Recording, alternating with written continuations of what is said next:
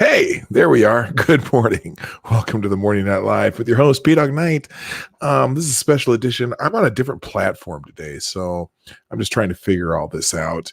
I'm not using my Streamlabs OBS, but you can still do donations and stuff through Streamlabs. I'll have to figure out how to get those chats. I suppose I have to open Streamlabs to do that. Oh, I know what I can do. I can open a Streamlabs dashboard. Anyway, I figured I'd do a special show this morning where we would just talk about. It is Saturday, yes, and this is a special edition of the Saturday Night Live. If you like the pun, I jumped on because I've been on Twitter this morning. Well, not this morning. I just got home from work a little while ago, but I got this argument about this stupid okay hand sign, and as I'm going around the internet, I found a little list of the worst of 2019, and I just wanted to do it today. I didn't want to wait till Monday to do it because it's just this is a good reason to have a special edition show. So I'm gonna and in fact I might have a couple guests showing up here, so that's why I'm on this particular using StreamYards instead of Streamlabs. So we'll have to figure that out. Anyway, so I got onto Twitter, and oh my God, there are just so many people. There's so many people still talking about this stupid Army Navy game where the people were playing the whole game, where you make the whole. Some people call it the circle game. We called it whole back in the day because it represented an asshole. Okay, and if people looked at the hole, you got to punch them in the arm, right? You put your hand backwards and you show them the hole. That you make a hole with your fingers or a circle with your fingers. Some people call it, like I said, the circle game. And people are still arguing about this shit on the internet. There are people insisting that these guys in the, here's the deal. The Naval Academy, they did an investigation. They actually did an investigation about this. And here's a tweet from CNN. Let's get that on here. U.S. Naval Academy and West Point say an investigation found that the hand gestures seen at the Army Navy game were part of the circle game and not a white supremacist symbol. Shocker. Yeah, oh my God, it's a shocker that they thought that. But there's some jackasses on the internet who cannot let it go. They are insisting that this is white supremacist symbol. Here, the first tweet behind it. Now, let's wait a minute. First, we're going to read the article. We're going to read the CNN article because I think it's important that we read the article. U.S. Service Academy say hand gestures at an Army Navy game were a game and not racist. Now, I don't know why anyone feels like they need to argue with this, but they're going to. The U.S. Naval Academy and the U.S. Military Academy at West Point said Friday that the hand gestures some cadets and midshipmen were seen making on camera were part of a game known as the circle game, also known as hole, and not a white supremacist symbol. The circle game is commonly played when a person forms an okay with their hand below their waist. Well, it doesn't have to be below your waist. That's the other part of it. That people are pedantic about the below their waist. No, it's not about below their waist. But anyway, not everywhere. Just like in most of the country, little kids play duck, duck, goose. But in Minnesota, they call it duck, duck, gray duck. Oh, you mean they have a different rule for a game, a kid's game that might have some regional idiosyncrasy? So not everyone does it the same.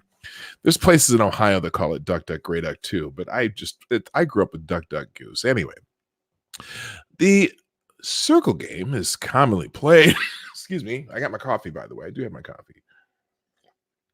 The circle game is played Commonly, when a person forms an OK with their hand below their waist, no, it's not an OK. They're making a circle with their thumb and index finger. It doesn't have to be an OK. It just has to be a circle. In fact, that's why they turn their hands backwards. They're showing you the circle.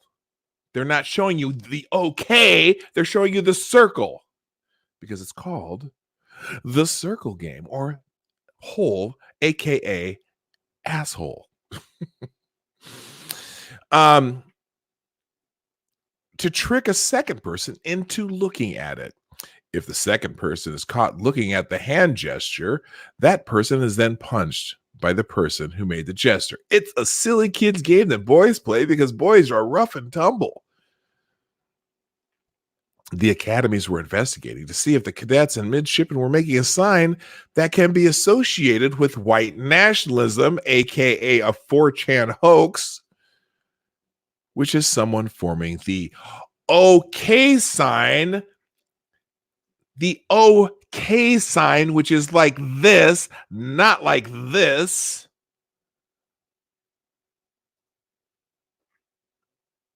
Get off my screen, Anderson Cooper. I hate you. With their fingers and thumb to symbolize the letters white power, or WP, excuse me, which stands for white power, aka a 4chan hoax. The academies actually launched an investigation to see if the cadets and midshipmen were making a sign that can be okay. I already read that. The academies launched an internal investigation on Sunday after cadets and midshipmen were captured on ESPN's pregame show for the Army-Navy game, making the hand gesture, which some idiots interpreted as white nationalists and others interpreted as innocent. What would you think first? You know, these guys, so to get into, you have to be really, really smart and have some really just, you have to be a really outstanding person, first of all, to even get into one of the military academies. They're very selective. They are it's almost as hard to get into West Point as it is to get into Harvard. You have to get a senator to write you a letter of recommendation. You have to be an outstanding student. You have to be you'd have to have serious activities. It's not easy getting these schools. And I don't think if it were a white power symbol, do you think some college kids would risk getting kicked out of a prestigious school like the United States Naval Academy or the United States Military Academy at West Point? Do you think they'd risk getting kicked out of those schools by making white power gestures? You think that maybe they would think that is something that would be frowned upon by the superiors at the academies? Yeah, which makes more sense, that they're playing they're at a football game and making just some silly hand gestures of a game they play, or making white power symbols. It's just stupid. It was stupid from go. We are confident the hand gestures used were not intended to be racist in any way. However, we are disappointed by the immature behavior of the 2 4th-class midshipmen, and their actions will be appropriately addressed, Naval Academy Superintendent Vice Admiral Sean Buck said in a written statement. The Naval Academy is fully committed to preparing young men and women to become professional officers of competence, character, and compassion in the United States Navy and Marine Corps. In this case, we recognize there is more work to be done. Bullshit. There is no work to be done. You know where these guys were? Were they in a drill line in a formation at the school? Were they doing? This is so stupid. Look.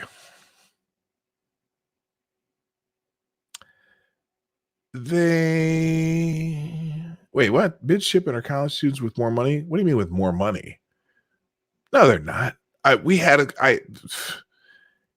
guy that got appointed from my high school to the Naval Academy wasn't a rich kid with more money. They don't, you understand, the Naval Academy, they don't pay to go there. This is an elite school where they're very selective. Okay, they're not rich. Yeah, they're not rich frat boys because they're coming out of high school. Okay, and so there. Anyway, oh, that's what they're seen as. Maybe that's the perception, but au contraire. Anyway, and this statement is just bullshit. These guys are at a football game. Are they allowed to have fun and just do stupid shit when they're at a football game? They weren't. First of all, the idea that this statement, so he says, we're disappointed by the immature behavior. Why? They're at a football game. They're not doing it at graduation. They're not doing it while they're in the classroom. This is a football game. They're out there just to have some fun. Yes, they go there wearing their uniforms because,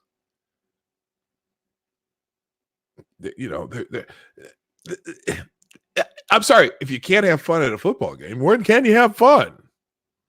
It's at the pregame. And in fact, look, this was at the pregame show. Have you ever seen the pregame shows for college football game day? Have you ever watched that? It's fun. The kids go out there to have fun. They have crazy signs. They do all kinds of stuff. And they do silly things while they're on camera. Okay? This is a fun issued only for the mandatory fun days. Well, this is a mandatory fun day. That's what I'm trying to say.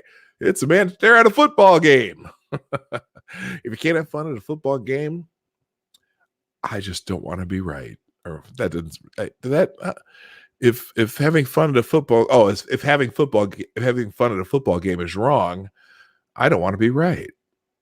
I'm just saying.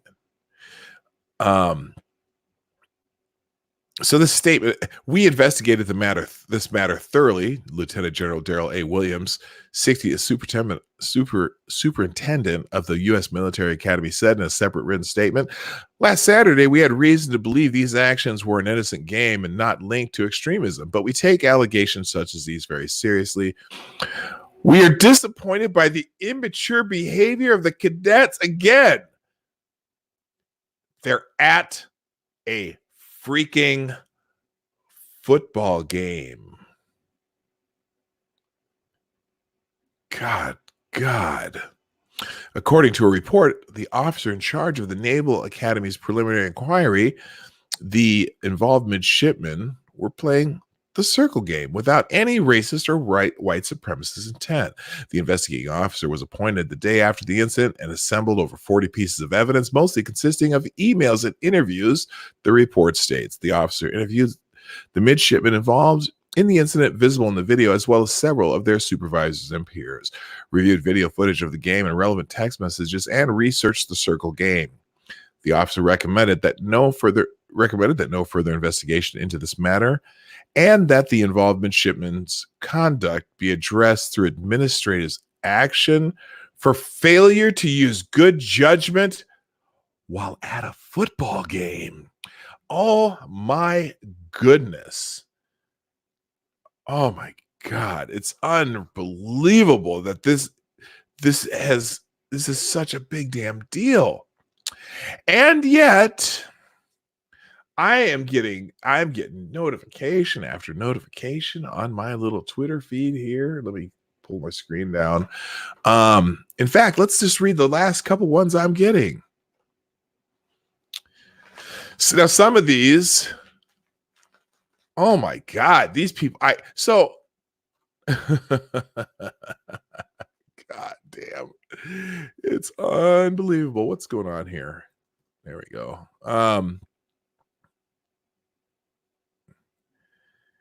Oh my God. People are just deranged.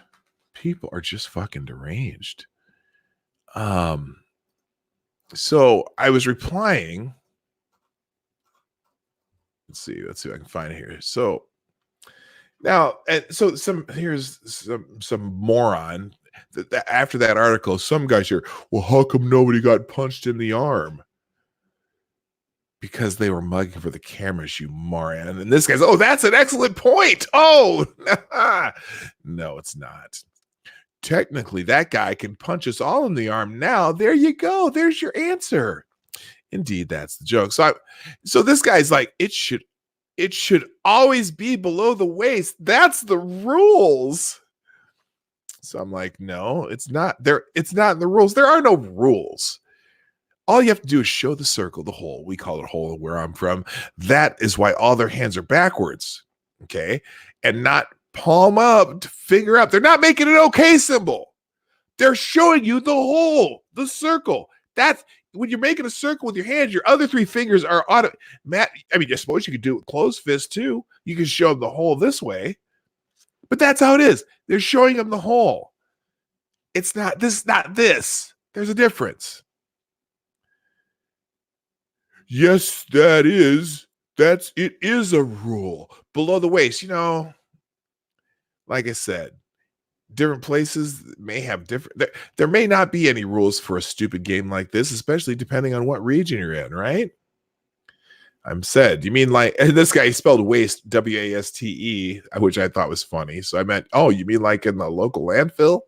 But what are the rules? There are no rules. No rules to any of these goopy games.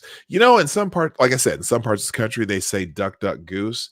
But there are parts of the country where people say duck, duck, gray duck, like here in Minnesota, which I think is just the weirdest thing in the world. If you ask my wife, Lady Boomer, who grew up in Minnesota, when I'm talking about duck, duck, goose, she'll say, it's duck, duck, gray duck.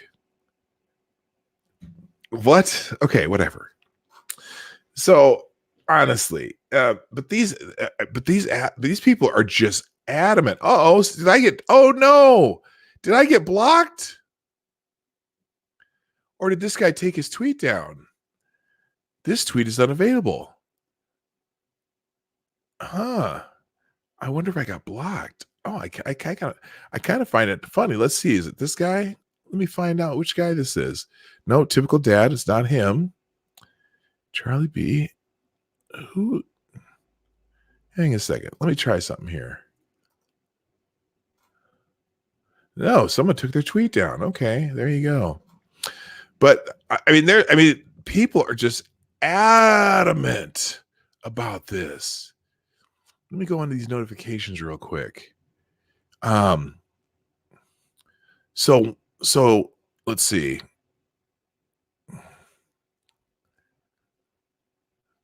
Hang on a second here.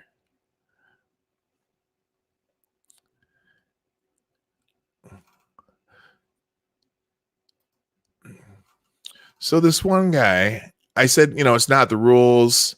All you have to do is show the circle hole. We call it hole where I'm from. That's why their hands are backwards, not palm out, fingers up, like when giving the okay sign.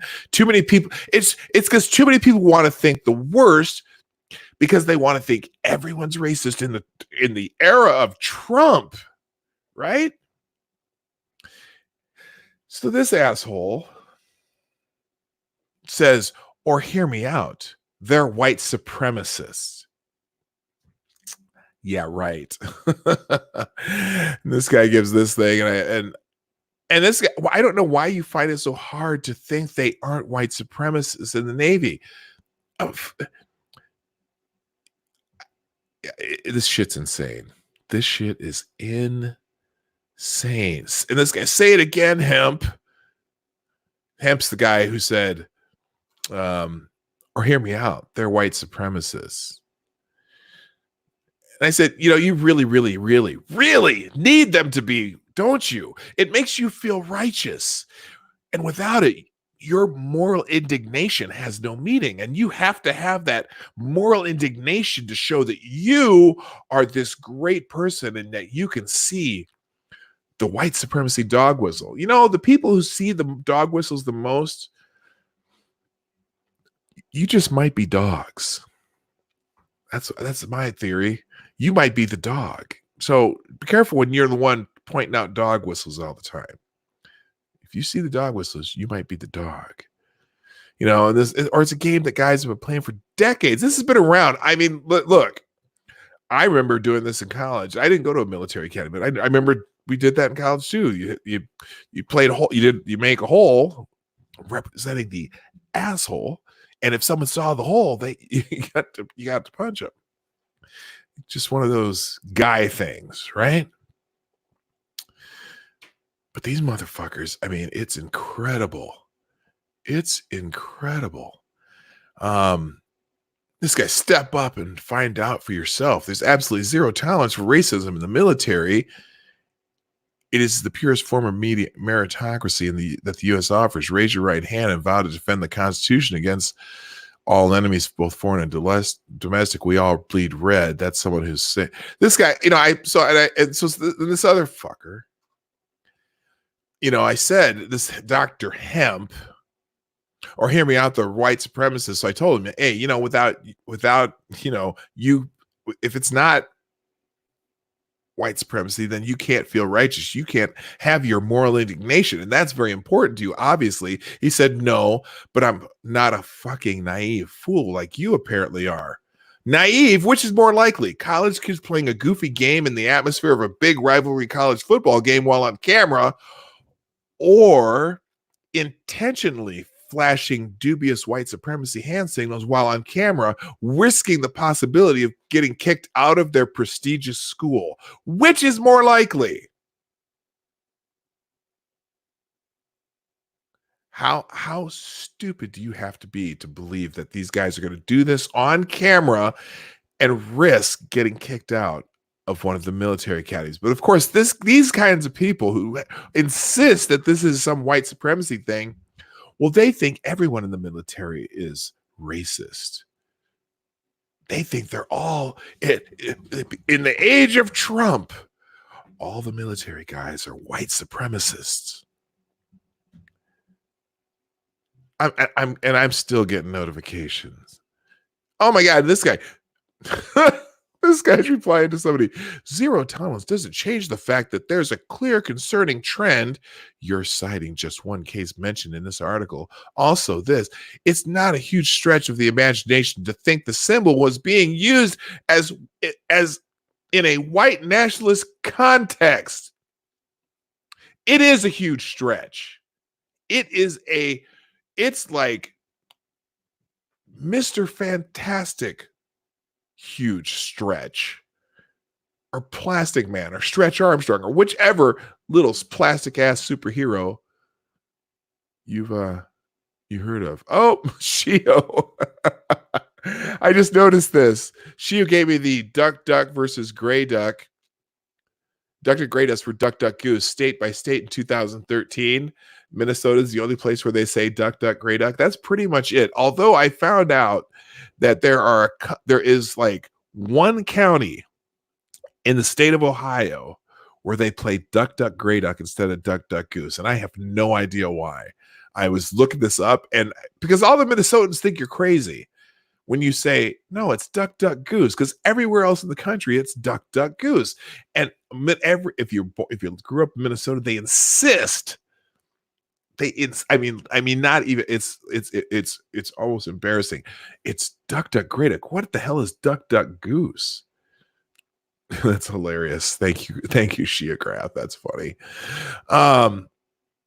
You know, save that bullshit, bro. After what I said, this dude, save that bullshit. Oh my God. These guys are just, anyway, enough of that bullshit. All right. So what I really wanted to get into today was the best of 2019, or should I say the worst of 2019. Grabien News has put together a list of the 12 what do they call it? The 12 most here, what's this called? Hang on a second. The 12 most mortifying media moments of 2019. And I just really, really, really want to I want to go through these because it's pretty funny. But first, let's say good morning to everybody. If I can figure out how to get this mouse to work, one of my oh my god, one of my mouses, the button went to hell. Oh, here we go. All right, so good morning, everybody. First of all, why is this doing this? God, I'm using a wired mouse because my batteries ran out on my other one. Okay, there. Does that work? Good. I don't want to do that. Anyway, good morning, everybody. We're going to say good morning. Who's here? Della Hayes got here first. You get the bell. Ding. Also, good morning, Shia Grath, John Connor, Tyler F, Mr. Scott J. 87. Were you born in 87? Is that why you're Scott J 87? I don't know. Mr. Scott J. Good morning, Necrosaw Collins, aka Necro, Rolling Bear, Truck and Bear, Duck Dog, Wandering Lisa, Irish Rose, Renovatio, the gayest person on YouTube. No, I don't mean that Renovatio is the gayest person on YouTube. I mean Renovatio's here. And the gayest person on YouTube is here. Good morning. Good morning, Bacala, the driving ape man. Good morning to who else is on here? Jaeger Pony, what's up? Woof. Oh, that's just woo, not woof. Let's see. Also, I think am I hitting everybody pretty much so far? Cynical Lindsay, I see you're here too. Bob H, Maniac Man, Irate Prostate. Merry Christmas to you too, sir. Green Thunder Demighty, Sally Toys. Sally, did you change your name to Sally Toys? That's cute. Functional and Ginger Power. So that's everyone I can see in the chat so far. We're having just a lovely pre-Christmas morning. Wow, 35 people here. I like that. But I see only 18 likes. So please, while you're thinking about it, while I'm talking about it, feel free to hit the like button if you like what you're doing. I know I'm going to have one dislike. That's going to be Duck Dog because that's how it is. So, all right, let's get into the other stuff. Okay. Hang on a second here. God, this is just that whole okay symbol thing just pisses me off. I'm just saying. And it's just, but my notifications have just been I mean, they're still blowing up. Let's see. What else is this? Okay, there are a few people who are also like me trying to explain to these people that they're just knotheads, but that's how it goes. All right, let's talk about and Festivus for the rest of us. By the way, let me do a quick change here because I realized that I'm wearing the wrong sweatshirt. So let me just get this off.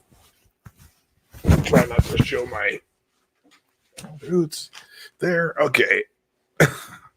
All right. I got to give you a Bob Ross shirt. Have yourself a happy little Christmas because there we go. No boom chicka wow, none of that. Anyway.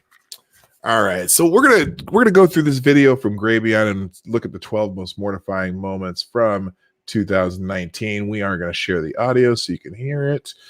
And we'll click share there. Yes, I know. You don't have to show me that again. I know.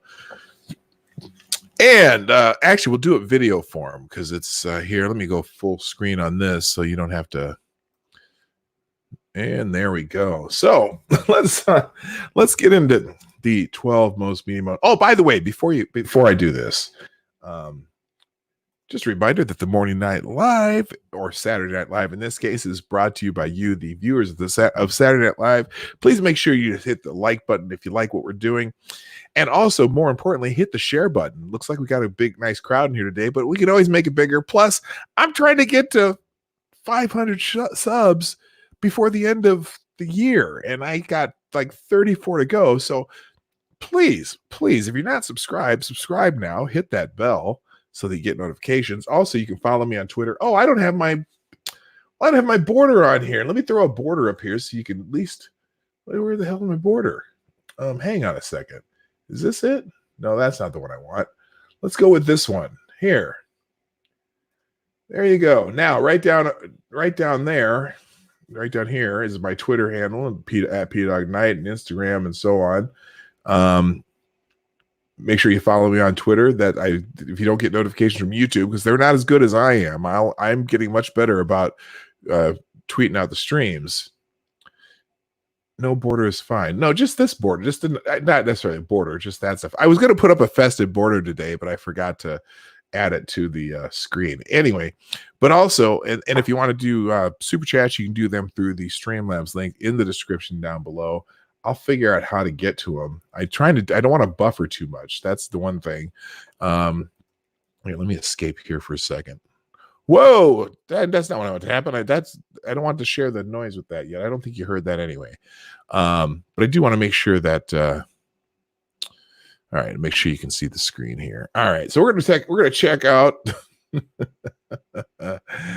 the 12 most mortifying media moments of 2019. Hey, Richo, you made it, even though it's 4 a.m. where you are. What the hell do you call this? I call it Saturday Night Live, but as in night, K-N-I-G-H-C. Did I say good morning to Maniac Man? Were you here, or did you just get here? You must have just got here. Hey, what's happening? Gosh, the stupid mouse. I need batteries for my wireless mouse because this mouse is terrible. I hate this thing. Okay. Bob Ross was the mortal embodiment of the sun. Hey. I don't know if that's good or bad, Maniac Man, but my son thinks it's funny every year to give me something emblazoned with Bob Ross on it. And so this was last year's edition of the Bob Ross for Christmas theme that my son loves to do. So anyway, today is Saturnalia. The 23rd is Festivus. The 24th is Egg Noodle Day. And the 25th is the first day of Noodle Mass. I have no idea what that means, but it sounds, I love me some noodles though. I'm a pasta guy. All right, let's check out some of the most mortifying moments of 2019. Now, the first one, oh shoot, I got to escape because I got to make sure here. Let's see if I know the first one. Oh yes, the first one. You know, this is one of my favorites. And everybody loves them some. I'll play the beginning. Here we go. Let me know if you can hear the sound too. I just figured out how to do sound on StreamYards. This is not his dinner. There's something very ugly at the heart of Trump. Outrage over this now viral video showing high school teenagers harassing a Native American elder. The Native American man who was beating the drum, Nathan Phillips, and those kids in the Make America Great Again hats that were kind of smirking at him. Look at the face he's making. It's so funny how these people interpreted this from the beginning. And it's, hey, Six, how you doing? I'm glad you're here, by the way.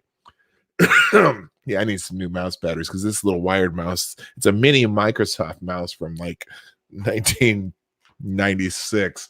Anyway, look at how they I forgot how just completely outraged these people were when they were describing the Covenant kids. Hello, John Connor. I said hi to you earlier. Anyway, here we go. And kind of looking down their noses at him. As one smirking high school student. And the tone of their voice too. They just they absolutely hate these kids because of a lie they were told by Chief Flying Fire Pants. Blocks the elder's path. The video appears to show dozens of youths and also it's funny how selective they were in choosing what parts of the video they show too. It's amazing. So yeah, wearing Make America Great Again hats, mocking Native American elder and Vietnam veteran. Ooh, Native American and Vietnam veteran Nathan Phillips. Oh, oops. Yeah. Oh, Native American elder, they call him. He's an activist, and he's also not a Vietnam veteran, although he claims to say that he was a Vietnam era veteran. Nathan Phillips, a veteran, a Native American man, was, had a standoff with students who were, mocking him. We feel that President Trump is giving license to some of this behavior. Oh, and it was President Trump. Oh, hang on. Oh, I went too far. I didn't want to get into February because the Covington hoax, it's not even a hoax. Okay. The people taking video knew exactly what they were doing. They knew exactly what they were doing. They tried to paint this in a light, hoping that nobody else would see what they were doing. And they got caught. And, at first, the first time, because I saw this really soon after it happened, before the next video came out, and I'm like, I can't really figure out what's going on here, because I'm listening to the interviews of Chief Lying Fire Pants, and I'm like, I'm like, wait a minute. You weren't trying to get by that kid. You were just banging a drum in his face. Now the kid was, and the angle they always showed this picture. So I stopped right where they showed the picture, because that's where it looks as though he's smirking. But if you actually watch that video for more than a couple seconds, you can see that he's just kind of smiling, not knowing what the hell to do, not understanding why this guy's in his face. And then when you get to the full video, then of course the whole thing falls apart. So that was their January one. And obviously number 2, you've already seen it. So I kind of ruined the surprise, but it is my favorite story of the year, still ongoing. To some of this behavior. Jussie. Empire star Jussie Smollett was the victim of a vicious, racist, and homophobic attack. His attackers hurled racist and homophobic attack. Oh, they hurled racial and homophobic slurs. Not only homophobia, we're talking about racism. We're talking about hate with steroids. They are looking for 2 suspects who were apparently wearing Make America Great Again hats. The offenders uttered, "This is MAGA country." This is stomach. Hold it. Hold up. Now, I'm very disappointed. He said that they said, "This is MAGA country." No, they did not. They said, "This is MAGA country."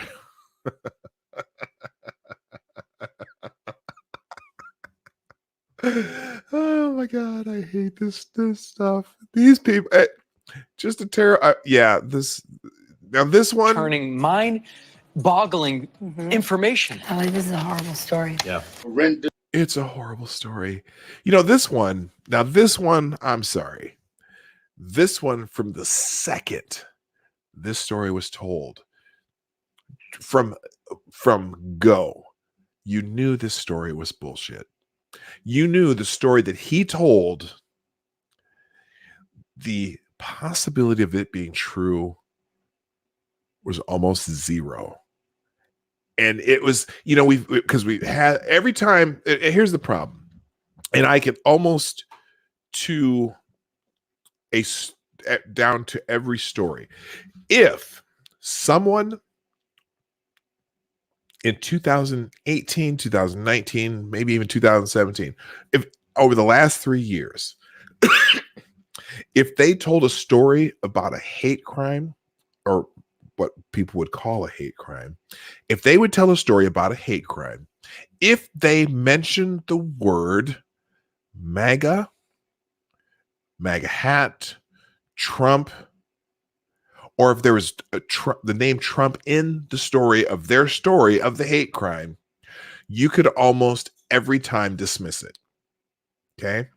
The girl who had her hijab pulled by people wearing "Make America Great Again" shirts, the graffiti that included the word Trump, with the guy, his restaurant got trashed, and it said something about Trump on the spray painted Trump on the wall. Almost every single story. The only one and there was tons of those stories. They're all over the place.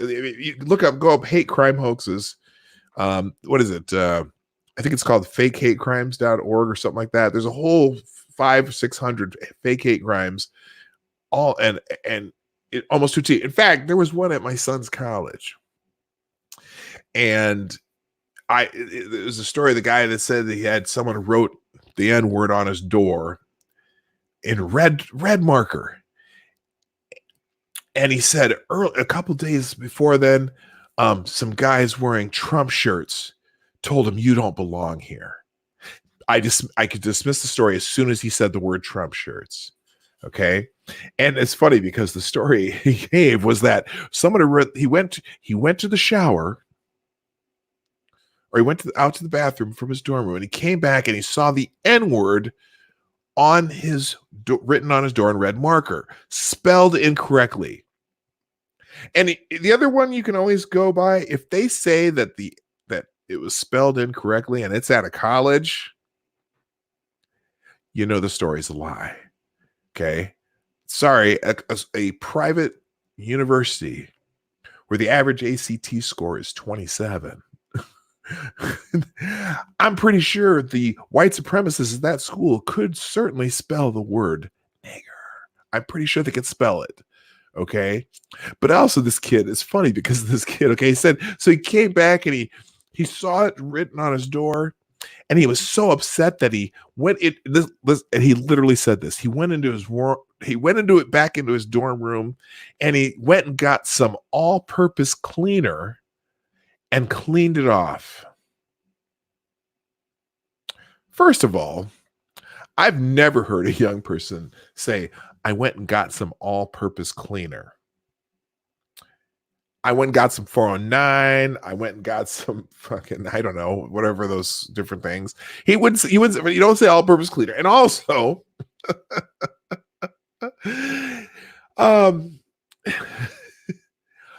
what is something, okay, so, and nobody in the dorm saw this. Nobody. Now, what is something that almost every college student carries around with them and incessantly uses to memorialize things that happen in their lives? They all carry around, most of them carry around iPhones or smartphones, and they take pictures of everything. You don't think that not one kid walking by that door would have seen in red on that door the N-word? It would have taken a picture of it, would have immediately got their phone out and taken a picture.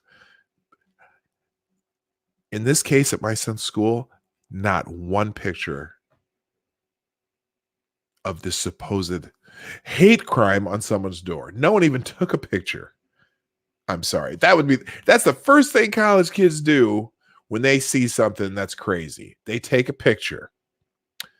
But apparently in the morning, when several kids are going out of class and no one looks around, no one takes a picture. The kid himself didn't take a picture, so he'd have evidence for the police. And they shut down this school for an entire day to have the entire school had a conference on diversity. I went to it too because it was kind of open to the public. I should dig out that video because the guy they brought in. Now that my son's graduated, I went there and I talked to the head of security at the school, and I said, you know what? I'm going to be pissed if this is another hoax like that happened all around the country. And I said, out of curiosity, did any of the students take pictures of this supposed hate crime? He said, nope. I said, did anyone else see it? Nope. After I asked him several questions, I'm like, interesting. He just shook his head because I don't think he believed the kid either, but they have to follow up on it because this kid made a complaint and they shut down the entire school for an entire day and had a 10,000 people in this giant building, or not 10,000, or, the entire school had this, they are required to go. And I'm just like, you got to be kidding me. Anyway, So anyway, Jussie Smollett is the February Just one. and unacceptable. And This Is America in 2019. This is America in 2019. I don't even remember if I did a video on this. I know that I've talked about it all year. This has been in fact, I dedicated a day of the week for 2 or 3 months to just this story because I couldn't talk. I had to stop talking about it every day. And there's still plenty of there's still going on. Jussie ain't out of the woods yet. His lawyers are trying, but the city of Chicago has gotten the go ahead to continue to try to get some money out of that jackass. Anyway, good morning to Check Your Logic and Zombie Teddy who just got here. Also, Mike Savage, how you doing? I'm glad you are here. Let's keep going. March. He is going to be delivering what I think are going to be his indictments, the final indictments. This is suborning perjury. The walls are closing in. It's an impeachable offense. And at that point, we are in high crimes and misdemeanor, and we are in impeachment territory. Right. Oh, look at her excitement on her voice. Yeah, the Mueller dud. Spirit of what Trump did is clearly treasonous. There's outright treason. I think he's feeling the noose around his neck. The noose is tightening. He feels the noose is tightening. The noose is tightening. People might go to jail You're exactly right. for the rest of their lives. I think they're all going to jail. Well, I think they're all going to end up together in prison, and maybe that's a good way. He has no idea that he's going down. The investigation is over, and according to a senior DOJ official, there will be no further indictments. Hey, that's the first news that nothing. They got nothing. Oh my gosh. Hey, support the channel. Send a super chat. Oh, I got to figure out. Oh, I didn't do that. Hang on a second. Let me stop sharing my screen for a second here. Because I got to figure out. Let me do something real quick here. Give me a moment. I don't know if I can even run this in the background. We'll try. Hopefully. How's this? By the way, out of curiosity, folks, how's this? Is the stream going fine? I hope so. Combined food pick library. I don't want that. I don't want anything going on here. No, that's gonna take up too much resources. All right, we're closing that. That's gonna mess up my stream. Here, let me do this. Nothing burgers. Hey, that was the king of all nothing burgers. Oh shoot. Oh, hang on. All right, let me let's see. I'm gonna open up streamlabs.com. There we go. Nope, I don't want to tip myself. Hang on a second here. This is the most I'm the second most unprofessional monkey on the internet because the title goes to the ranting monkey. How do I get to my damn dashboard? All I want for Christmas is something that'll make my computer go faster, and that's because I am going to purchase. I'm not going to purchase a new computer.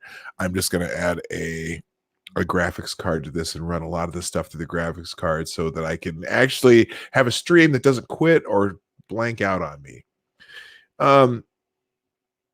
I can't say that about well, if I am the black man, I can say it. Good morning, Midnight in Exile and Straight Sith Mail, by the way. How you doing? Hey, I'll just forget it. I'll figure out that later. Let's go back to this montage because now we're hitting April. Are you running an SSD? SSD. I don't know. Let me just say that I don't have a graphics card in this computer, so we're going to add one. Oh, solid state. Yes, I am running a solid state drive. But my issue is the issue is because I don't have a graphics card. When you run a lot of these video programs, especially if you're trying to run, like if I try to run Streamlabs and StreamYard, it just takes up so much computing power, and also the there's probably a way I can configure it that'll make it work better, but I just don't. I'm not that technically savvy. But I do know that if I get a decent graphics card and run a lot of the OBS stuff through that'll help me. I can use the other resources for the windows that I have open. So anyway, I'm not a techie. I just know that that'll work if I do that. So my son is more of a techie than I am. I'll have him help me with that, and then we'll build this thing for speed. All right, let's get back into this real quick. So here we go with April. Oh, what'd I do? Oh, I had to share screen again. I missed that.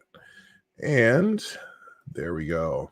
All right. So yeah, the Mueller report just turned out to be nothing for these people, and but the walls were closing in. Yes, Mueller was supposed to get the thing, and in fact, here, let's do this. I should probably. I don't want to dwell on the president. This is not his dinner; it is ours, and it should stay ours. I still separate my career into the period before February of 2017 and what came afterwards. And that's because February 2017 is when the president of the United States called us the enemies of the people. A few days. Well, you're certainly the enemies of the president, and you've made it clear that you are. For the most part, you all hate this president. Now, the one thing I wanted to do is there's also a supplemental, or not a supplemental, but what they're talking about here. So April, for the first time in recent memory, the White House Correspondents' Dinner did not have a comedian MC its annual dinner.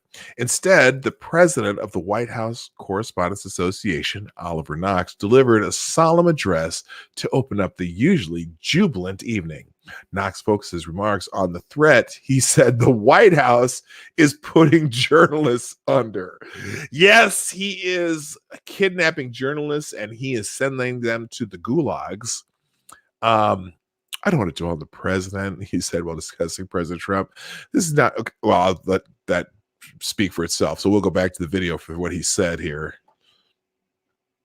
Days later, I was driving my then 11-year-old son somewhere, probably soccer practice, when he burst into tears and asked me, "Is Donald Trump going to put you in prison?" Oh, you.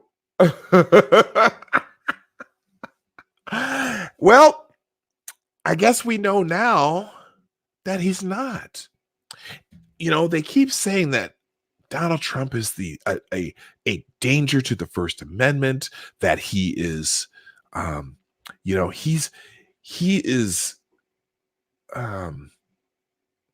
a danger to journalists. And I haven't seen him try to indict any journalists like the former president has.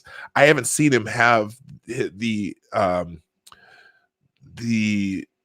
federal law enforcement agencies track any journalists like the last administration has.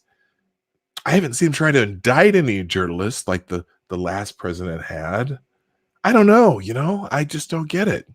So the next one is the media trying to justify Creepy Joe. After a Nevada lawmaker came forward with an accusation of unwanted sexual touching from the former Vice President Joe Biden, the rumored 2020 Democratic presidential candidate released a statement. In my many years in the campaign trail and in public life, I have offered countless handshakes, hugs, and expressions of affection, support, and comfort, and sniffing, Biden said. And not once, never, did I believe I acted inappropriately. If it is suggested I did so, I will listen respectfully, but it was never my intention to sniff little girls. Because Joe's so weird. Joe's so weird. Here's the video. He's very affectionate. I find oddly affectionate. He kisses people on the mouth. He shouldn't. He's always touching people's shoulders. I've seen him rub the shoulders of women and men. Joe Biden calls Oh, them- you have, Anna. Really? I really haven't seen a whole lot of the rubbing of shoulders of men. I haven't seen him sniff any men's hair either. expressions of affection.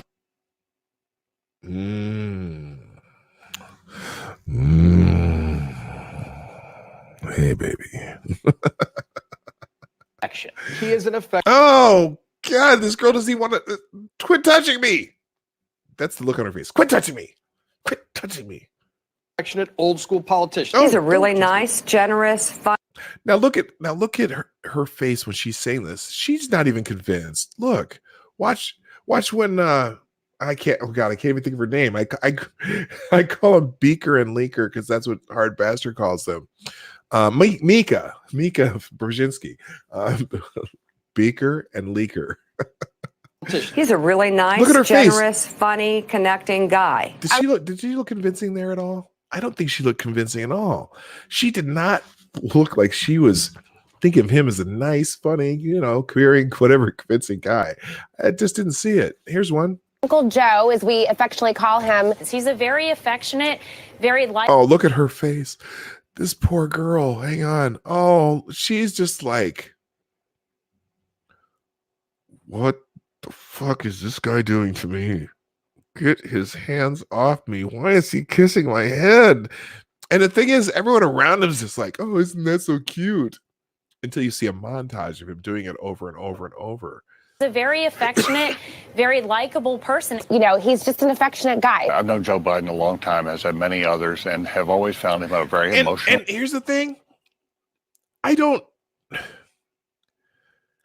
necessarily believe that he is intentionally being the pervinous, whatever that Street Sith Mail says, but he just doesn't understand boundaries that some people have, and it's still creepy. Man who is very, very very with this girl's affectionate. face and hair. Touchy-feely. He's been doing it his entire life. Maybe he should stop in the age of Me Too. He's touchy-feely. Oh, Anna Navarro, of all people, trying to, because Anna Navarro is rooting for Biden and to be the president because he's the closest to sane the Democrats have, which is, well, I shouldn't say that. He's just, I don't even know what I'm saying here. Let's go. In an affectionate way. I think the next time I see Joe Biden, if he doesn't hug me and give me a kiss and hold my hand, look at Joe's that's face. Not the Joe Biden I knew. He's a nice guy. Look at Scarborough's face. Like, wait a minute. You want him to touch you? He's not a predator, and this is ridiculous. Okay. All right, June. Let's see what June, the June one is here. June. Oh, this is the media defending Antifa. Members of the left-wing political activist group Antifa, ostensibly named for anti-fascism, Portland assaulted a reporter in June, the latest among a long series of attacks the groups waged against members of the media and just regular citizens, I might add. It's they're and now granted, not everyone who's Antifa is violent, but certainly they are condoning violence. They're because they're beating people up all over the place since 2015. But the media decided that they're going to defend Antifa at all costs. So anyway, journalist Andy Ngo was hospitalized after coming under attack while reporting from an Antifa protest. Now, to be fair, Andy Ngo he doesn't deserve to be attacked, but he does he's in the middle of that all the time, and they know him, and they don't like him because he reports on them. So he is at a bit of a risk because he knows that these guys are assholes who will attack him, and it is absolutely not his fault that they attack him, like some people like to think. Oh, he's the liar, he's a doxer, blah blah blah. Well, hey, but he documents all your bullshit too. But that doesn't mean he should be attacked. But he is more likely to be in a situation where he's in danger because he puts himself there trying to get footage and stuff. It certainly doesn't justify it. Anyway, normally a group like Antifa that's avowedly opposed to media transparency would come under criticism from the media itself. Yet somehow reporters on CNN, MSNBC, and elsewhere have become Antifa boosters.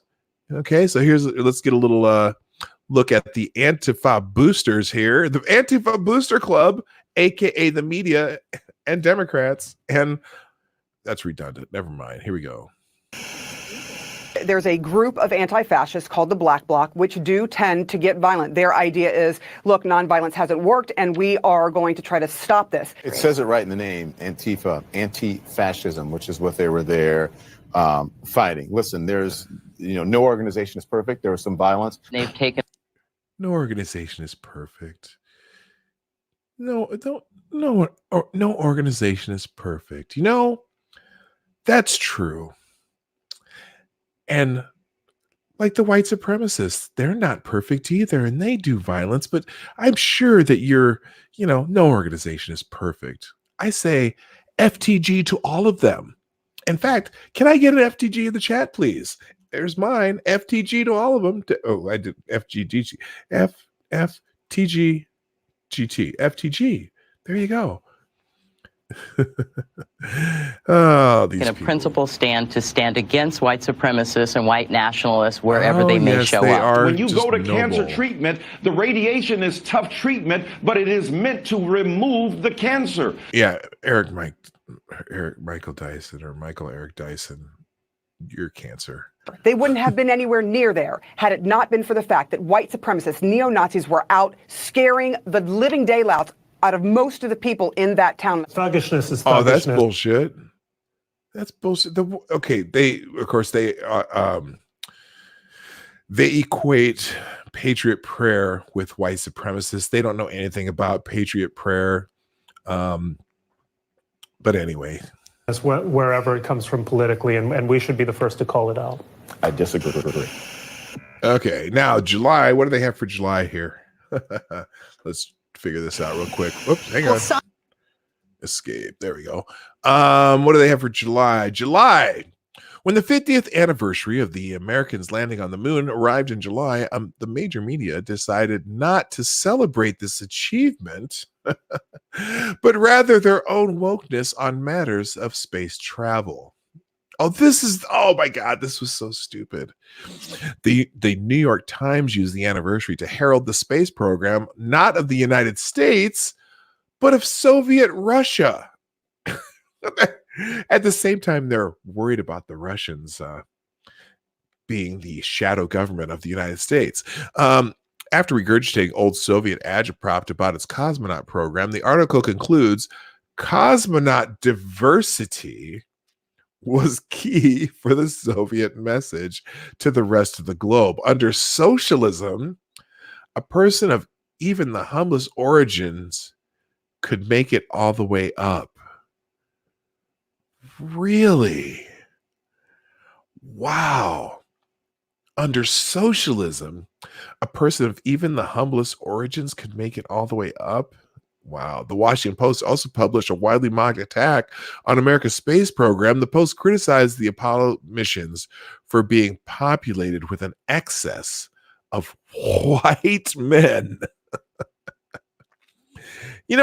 It's funny. The Apollo mission. Okay, well, think of when the Apollo missions happened. Okay, most of the Apollo people in the Apollo missions were test pilots that were testing, high-end aircraft. Okay, now later, obviously, in the 80s, when they started getting into some other things, we had some diversity in the space program, and we do to this day. Women and people of color. Fucking hate that term, people of color. So anyway, that's just stupid. Anyway, let's the Washington Post published a widely mocked attack on America's space program. The Post criticized the Apollo missions for being populated with an excess of white men. In archival Apollo 11 photos and footage, it's a Where's Waldo exercise to spot a woman or person of color, the Post complained. The nation was only too happy to join in this woke-off attacking the moon landing for perpetuating inequality on Earth and beyond. The article criticized NASA, a NASA facility in the Mojave Desert, for not having had a more beneficial impact on nearby minority populations' median income. It's women and minority affected the most. Anyway, let's watch this one. Oh my Some in God. the media are celebrating the 50th anniversary of the moon landing by bashing. And how do you not just let this be this should be a celebration of American can do and know-how and everything, and they just had to fuck it up, didn't they? It's amazing. America. That's one small step for man. Oh no, he said man. Oh, and I bet he says mankind too, doesn't he? Fuck. What about women? What about people of color? What about immigrants? Were there were no immigrants on that moon landing? Oh, wait a minute. Hold on. The moon landing was kind of they kind of were immigrants, weren't they? Because they were immigrants to another planet. I wonder if they killed off the native population. One giant leap for mankind. Actually, allow me to correct you. I happen to be an expert on this subject. Oh, here, I'm gonna pause these. How Armstrong's giant leap for mankind helped perpetuate inequality on Earth and beyond. That's an actual tweet from The Nation. America may have put the first man on the moon, but the Soviet Union sent the first woman, the first Asian man, and the first black man into orbit all years before the U.S. would follow suit. Oh, they are so virtuous. The culture that put men on the moon was intense, fun, family unfriendly, and mostly white and male. They're awful. Okay. And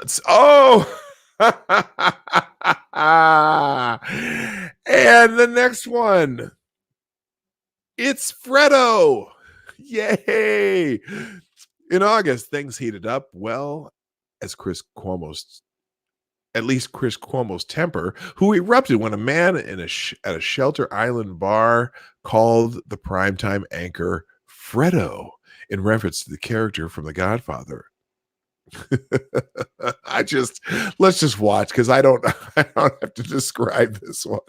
Don't fucking insult me like that.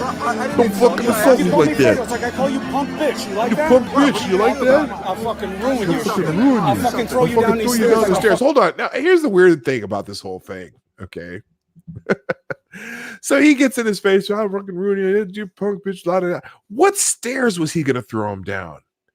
They're in a tent bar outdoors. Are there stairs going down into the sewer or something? I'm a Fredo, whatever. I think they called him, didn't they call Fredo? Fredo. But yeah, I've never understood. What if I throw you down the stairs? What stairs? They're in a tent bar. Fucking punk. Please do. Why? So you can fucking sue? So you can fucking sue? Well, why don't you do it? Go take a swing. You want to call me Fredo? Take a fucking swing. Take a fucking swing. Watch your fucking hands. So you want to call me shit? Call me shit then. Hey, listen, I'm man. right fucking I'm not here. doing anything. I'll fucking wreck your shit. Yeah, okay. How dare you? Oh, speaking of how dare you, it's the Greta Thunberg tour. Let's see how this describes the September's. Media goes gaga for Greta. In September, major media caught fever, and the only prescription was a 16-year-old climate activist, Greta Thunberg. In case you haven't heard, Thunberg is the person behind the climate strike movement, where students are skipping school on Fridays because kids never would skip school on Friday for anything else. Ostensibly over their concern about global warming. Thunberg, who suffers from Asperger's syndrome, obsessive compulsive disorder, and selected mutism, this year became a global media celebrity when the 16-year-old landed in New York City after sailing from Europe to attend a United Nations Climate Action Summit on September 23rd. The America's media was waiting with open arms. A world famous teenage that you can't talk about. She's world famous, but you cannot speak her name in the wrong context. You must always be respectful to a world famous Teenage climate activist is in New York now after crossing the Atlantic in a solar-powered boat. A solar-powered sailboat. What the fuck is a solar-powered sailboat? I mean, they have some solar panels so they can run the electricity. It was a yacht. It was a very beautiful carbon fiber. Wait, did I just say carbon? Carbon fiber yacht that she sailed across the ocean on. Wow, CBS's Gail King Gush, perhaps one of Greta's biggest media fans. I'm so smitten with this. We got to watch her. I'm so smitten with this little girl. I keep reminding myself she's only 16 and what she's doing. I'm so verklempt. After landing in New York City, NBC's Craig Melvin cheered, "Go, Greta, go."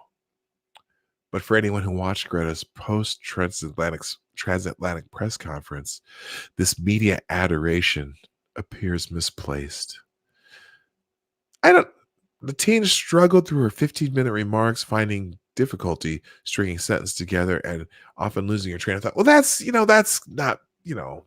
to her, her other conditions. But despite Thunberg's age and health issues, the media was only too happy to use her for their own political agenda. Oh, I don't think they did that. Do you think they used her for their own political agenda? I mean, why would they use a 16-year-old girl with Asperger's and whatever that is, and not Asperger? Okay, not Asperger, but why would they use her for their own personal? Climate activist Greta Thunberg arrives in New York today with her campaign to save the planet. Go, Greta, go. I'm sorry, my brain is not working correctly. We have activists like Greta Thunberg, the youngest person on there, 16-year-old Greta Thunberg. Like 16-year-old Greta Thunberg. I am so smitten with this little girl. She's elevated the issue, I'd say, more than most. Some are calling it the Greta Thunberg effect. You could call it the Greta effect. She's amazing and so committed at such a young age. Thunberg became the unlikely leader of a global youth movement who call her the voice of the planet. Okay. How dare you? How dare you? That was all rehearsed, right? That wasn't spontaneous. That was straight from her script. Her parents are acting coaches. And she did well. And, she's certainly got the attention of the world. She's not off limits. She's in the spotlight. Her parents put her in that spotlight. She's chose to be in that spotlight. I don't think you need to say shitty things about her, but you can certainly criticize her. She's a public figure, unlike when they had the thing about Barron Trump. Now, certainly the lady just mentioned Barron Trump in that hearing, but remember, Barron Trump has never chosen to be in the spotlight. He doesn't go out making speeches. He barely is ever seen other than, maybe when they're doing family events or, walking across the tarmac to Air Force One or Helicopter One or whatever they're doing. But he's not in the spotlight, and he's lived a fairly private life despite the fact that his father is the president of the United States. Huge difference between him and Greta. You can criticize Greta. Barron Trump, unless he starts going out and making speeches for his dad, I think he's still off limits. And that's the difference between the two. Plus, he's only 13. I know he's 6'2" tall, he's almost 6'4", and he's 13 years old. Marine One, yes, Duck Dog. I was searching for the thing in my brain, and all I could think was helicopter. Yes, Marine One, Air Force One, whatnot. So anyway, all right, what do they have after Greta here? Going into October.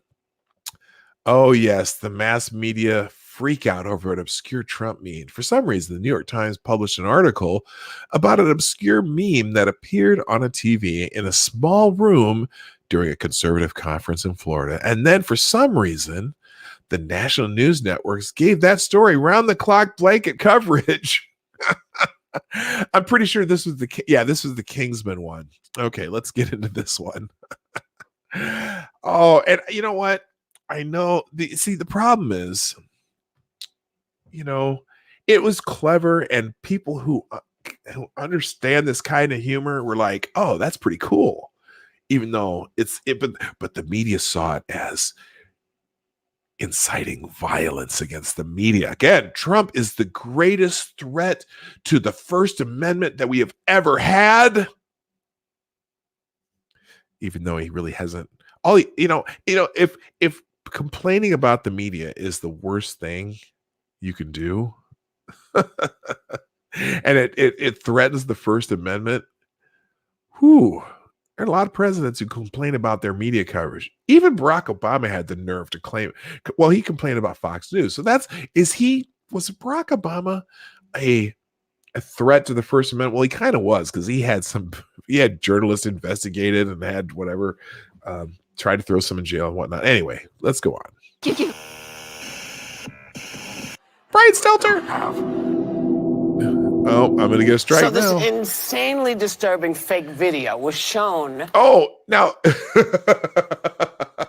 let's just stop right there at how stupid they are. This fake video, duh.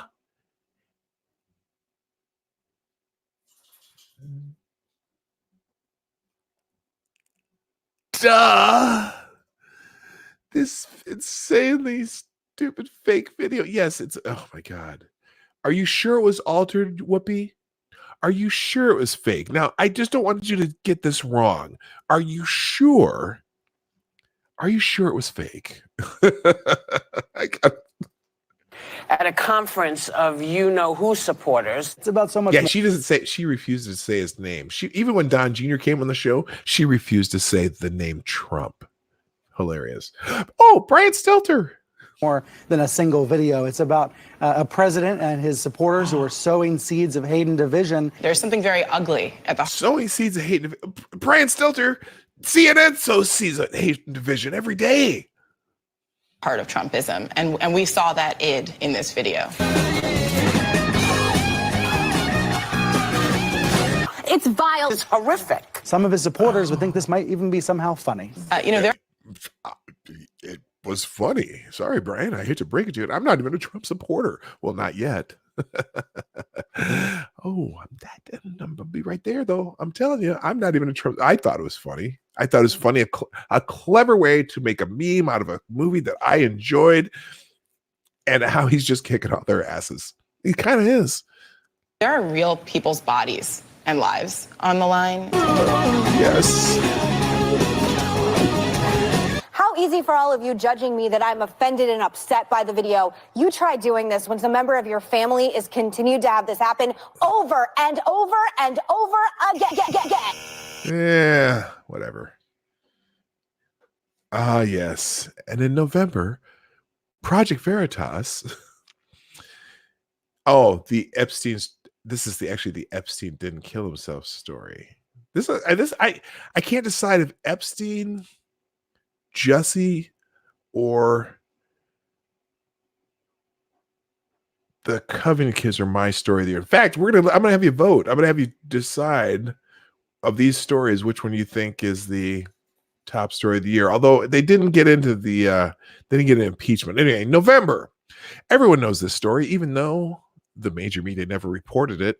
In November, James O'Keefe's Project Veritas got his hand on internal ABC footage of Amy Robach complaining that her reporting into Jeffrey Epstein was spiked, despite her having everything, including supposedly damning information on Bill Clinton. Rather than trying to explain why they spiked their own scoop, ABC instead attacked the whistleblower, except they didn't actually know who the tape leaker was.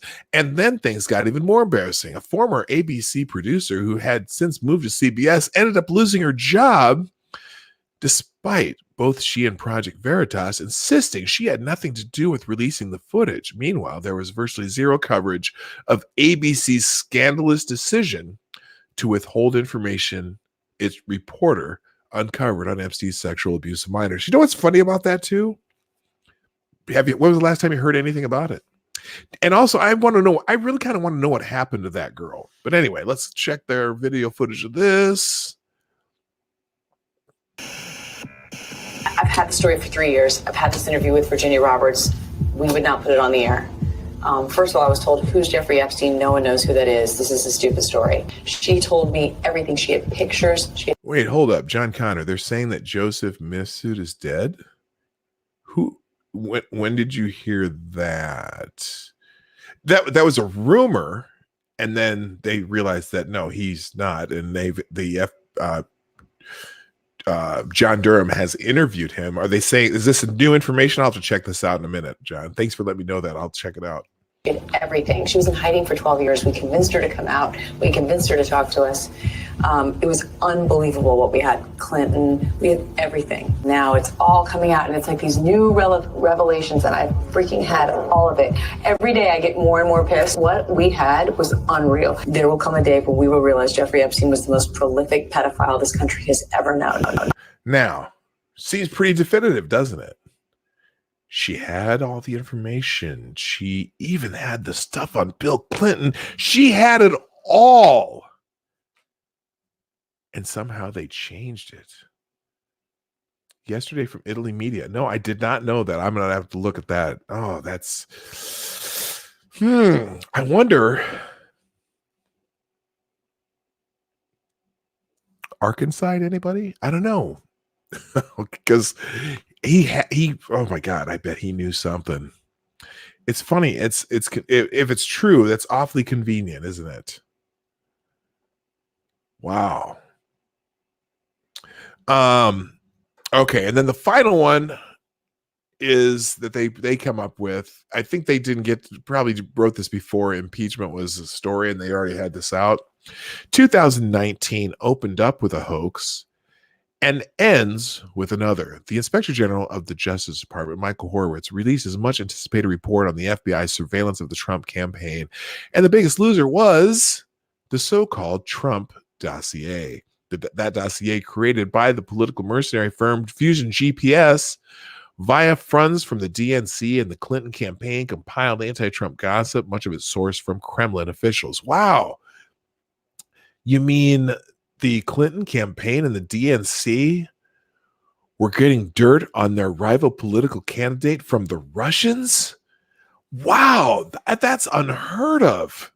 The most salacious item involved Trump staying in a Moscow hotel room while watching Russian prostitutes pee on each other. Just the fact that I had to read that sentence just now. The resulting compilation of uncorroborated rumors wound up in the FBI's hands, which perplexingly used it as a basis for launching a surveillance campaign against the Trump campaign's Carter Page. The DOJ IG, Michael Horowitz, was emphatic that the dossier was essential. Essential. Do you hear me, Adam Schiff? Essential to the FBI's FISA application. And Horowitz noted that the dossier itself was unverified and unreliable. Well, you know who else said that? You know who else said that? Salacious and unverified. Who used those words? Oh, yeah. It was James Comey who said, yeah, the salacious and unverified. He said that in a congressional testimony, even though his name is on some of those FISA renewal applications, at least 2, maybe 3 of them, but it's a salacious and unverified dossier is the central or essential part of that application. James Comey signed that it was that they under oath that this information is true, and yet he testified in Congress later that it was salacious and unverified. There's a little problem there.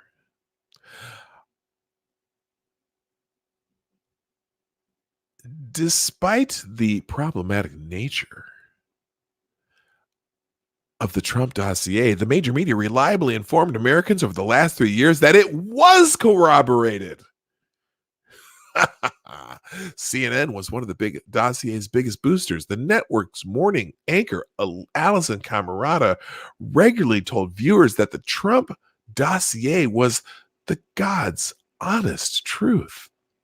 I know the history of the dossier, but it hasn't been discredited, Camerata said in an interview with Representative Jim Jordan of Ohio. In fact, it's the opposite. It's been corroborated.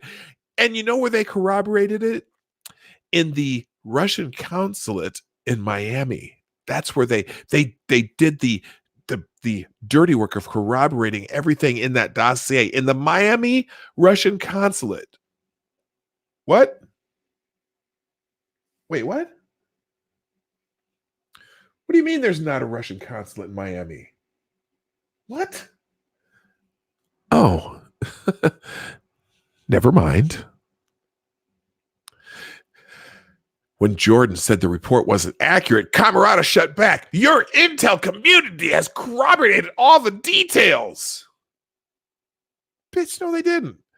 CNN's James Clapper, former director of national intelligence during the Obama administration, quote, some of the substantial content in the dossier we were able to corroborate in our intelligence committee assessment from other sources, and which we had very high confidence.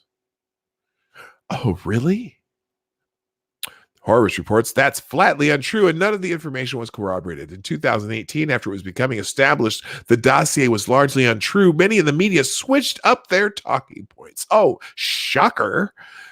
Rather than claiming it had been corroborated, these talking heads started insisting it hasn't been disproven. Oh, that's that's a little different. Oh, maybe they figured that out in the Russian consulate in Miami. What? There's no Russian consulate in Miami. Okay. In 2018, it was becoming established the dossier was largely untrue. Oh, we did that. MSNBC's John Harwood, for one, said, it's not been corroborated, but it hasn't been disproven either. Hey, John Harwood, how about if you hop down to the Russian consulate in Miami? What? There's no Russian consulate in Miami? Oh, never mind. His colleague Rachel Maddow has been emphatic on this point, insisting no major thing from the dossier has been conclusively disproven.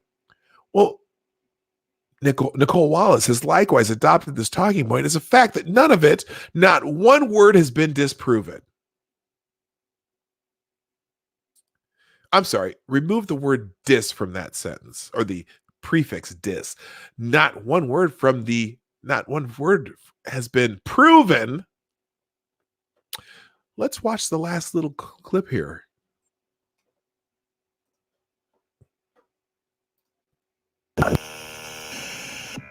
Parts of the now infamous dossier on Trump have proven to be true. Your intel community has corroborated all of the details. Wait a minute. Wait.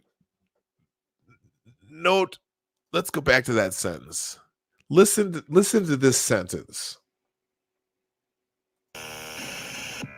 Parts of the now infamous dossier on Trump have proven to be true. Parts of the infamous Trump dossier have proven to be true.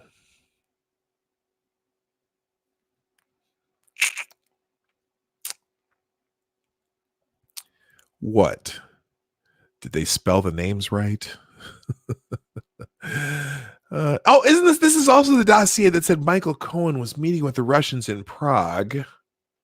Michael Cohen, the former lawyer for President Trump. Who's never been to Prague, doesn't have a passport stamp from Czechoslovakia or whatever it's called now. Sorry. Anyway. Your intel community has corroborated all of the details. They haven't. In there. So when the president just refers to it as fake dossier, that is false. I don't think that's accurate characterization. Oh, look at it! Look at him lying through his teeth. Look at his face when he's answering this question.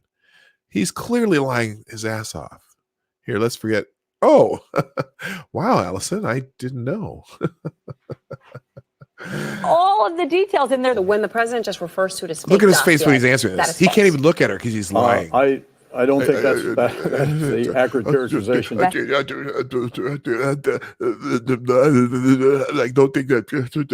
don't think that's an accurate characterization.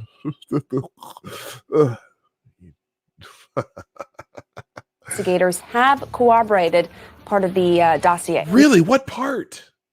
What part have they corroborated? You didn't say. Now, so when you say they corroborated part of the dossier, what part might that be? Just out of curiosity. Oh, that's right. They went to the consulate in Miami and what? No Russian consulate in Miami. Huh. Never mind. We do know that parts of it have been corroborated. What parts? Tell us. Notice they never tell you what parts have been corroborated. Not one. Not one. It's not been corroborated, but it hasn't been disproven. Oh, it hasn't been disproven. Yeah. Yes, they did go check Michael Cohen's passport. And yes, they did hop down to the Russian consulate in Miami. What? There's no Russian consulate in Miami? Never mind.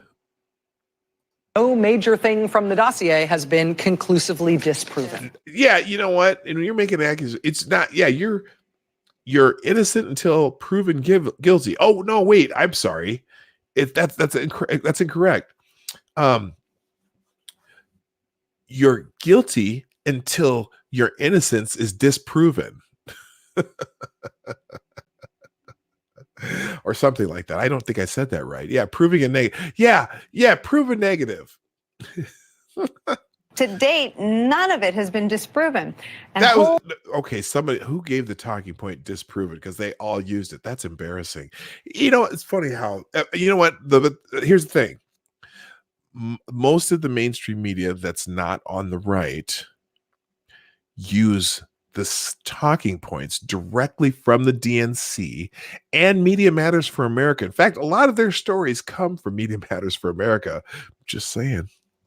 big parts of it are holding up. The dossier holds up well. It's holds a up fact well? that- Oh, wow. That's funny that he says it holds up well because it hasn't held up well anymore now, has it?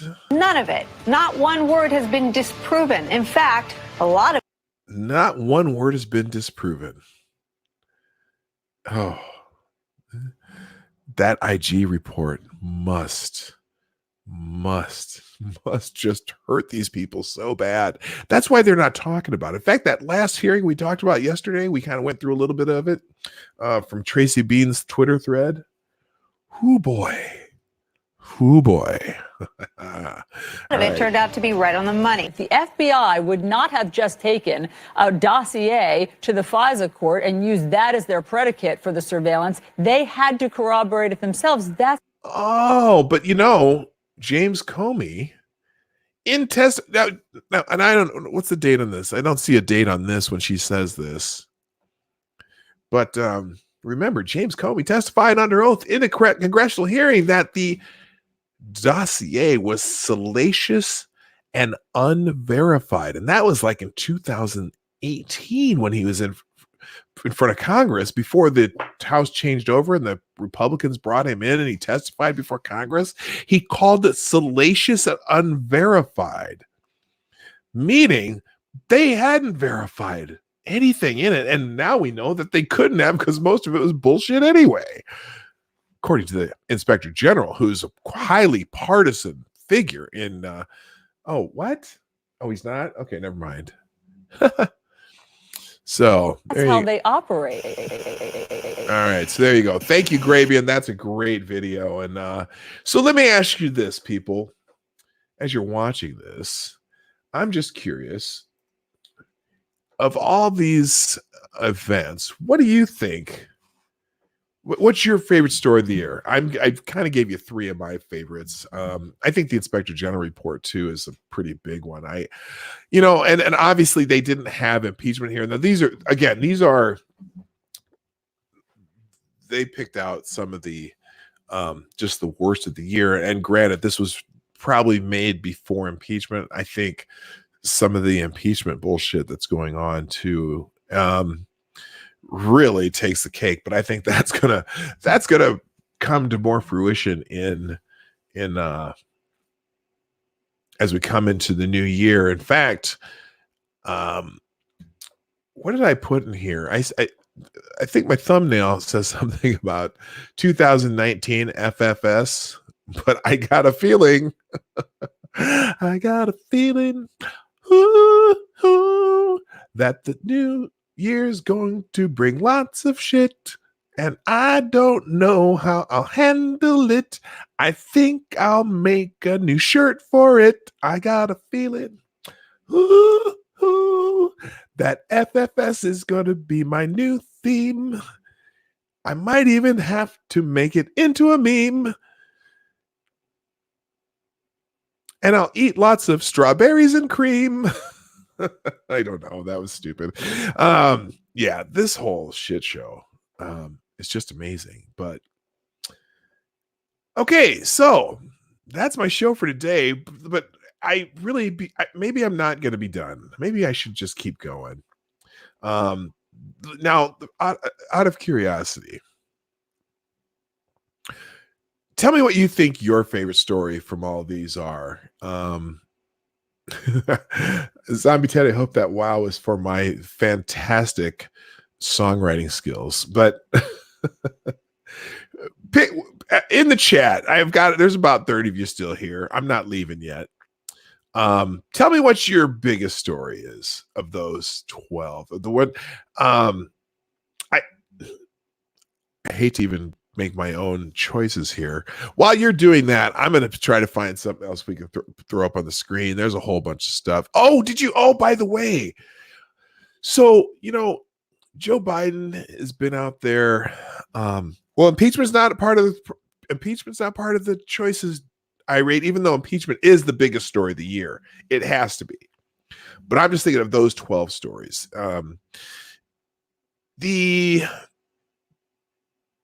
Takes the cake, but wasn't that cake a cherry pie? She's my cherry pie.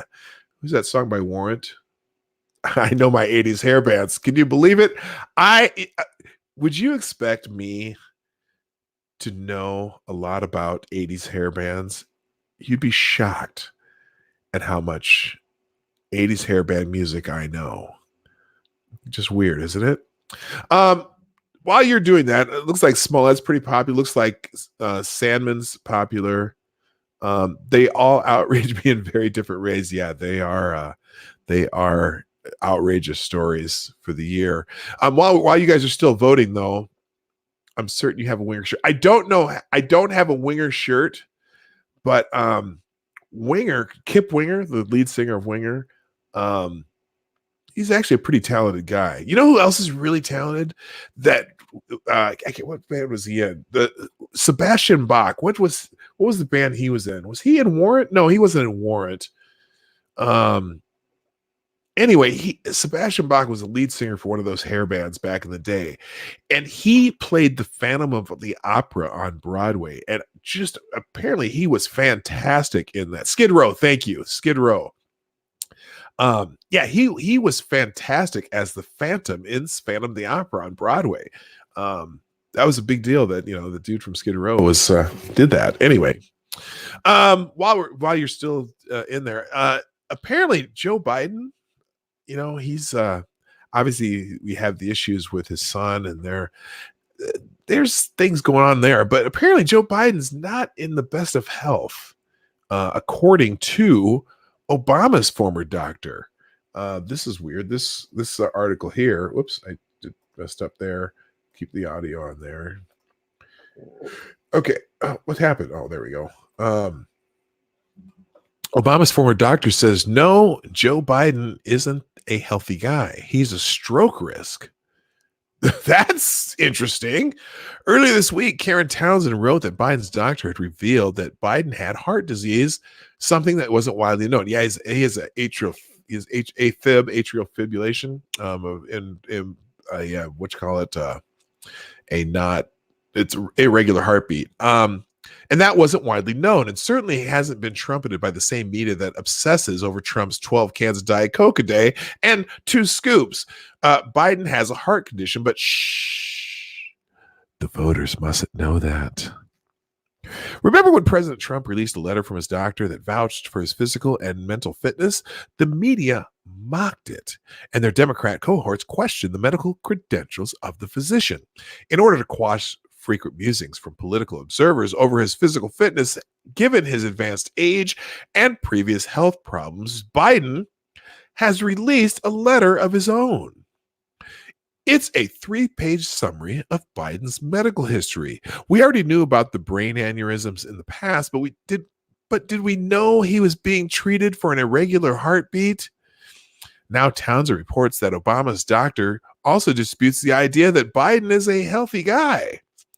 It sure didn't take long for a scalpel to be taken to the health report released by Joe Biden's doctor. Barack Obama's former doctor, one who treated Obama for 22 years, looked at the report and didn't particularly like what he saw. Dr. David Shiner is going public with his concerns about Joe Biden's health. His biggest concern is that of Biden's risk for stroke. Given, generally speaking, Biden isn't a healthy guy. He would like to see Biden undergo some tests and look at those results. Shiner said Biden isn't in bad shape for his age.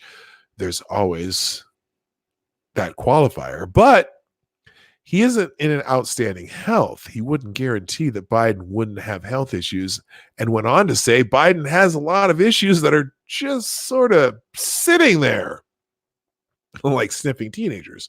Biden's irregular heartbeat is, quote, persistent. Yeah, that's interesting. Wow.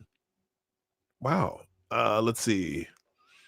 Skid Row, Warrant, Motley Crue. Yeah, Motley Crue. Of those three, obviously Motley Crue was a little more, a lot more popular. I mean, they had 3 or 4 albums that did really well, lots of singles and things. Skid Row, Skid Row wasn't there a big one, a remake of, what was the song they remade? They did it in black and white. Signs. They did a cover of Signs everywhere, a sign, that song, which was a pretty good remake. It was enjoyable and Warrant was, all I can remember is Cherry Pie. Which is the one that was the one that had the concert in a small bar and the whole thing went up flames? They lost one of their singers. Oh, 18 in Life. Yeah, that was good. Oh, Signs was Tesla. See, okay, I'm screwing up here. 18 in Life, that was Skid Row. So you know what? And when I listen to a lot of those, bands, that's right, 18 Life. Yeah, because I remember that's where I remember Sebastian Bach's voice from. He had a really interesting range, and actually his tonality was really good for one of those guys who's screaming songs, but his was more it had a lot more melodic. Yeah, Great White. Oh, that was tragic. The soundproofing that they used in this little bar that they were that they were using this bar for making it a music venue was highly flammable. And then also apparently the exits weren't really conducive for leaving the bar when the thing went up in flames, and it just went up in flames really fast. That was terrible. All right. Let's see what else is going on. Oh, Boris Johnson's Brexit plan. We already knew that passed this time by a huge 124 vote margin. So they are going to leave the EU by January 31st. What else we got? Let's find some more Saturday stuff here. Gosh darn it, this stupid mouse. I hate it. All right, there. Click that. By the way, I thought this was funny. This is my thing to do today. Get up, make coffee, drink coffee, make more coffee. Yes, I do have my reparations coffee in hand. Tesla did Signs, Warrant did Fuck Tipper Gore. Should we talk hair bands? Sweet Lucidity. Yeah, Queensryche. I remember that song too. That was a melodic song. Okay, here's what we're gonna do. Because I just want to have some fun. Let's talk hair bands. Okay, you name a hair band, and then someone has to name songs by that hair band. I'm going to start with Rat. That's an easy one, though. If you don't know this Rat's biggest song, I Don't Know You Anymore. That's an easy one. Trying to think of some other hair bands.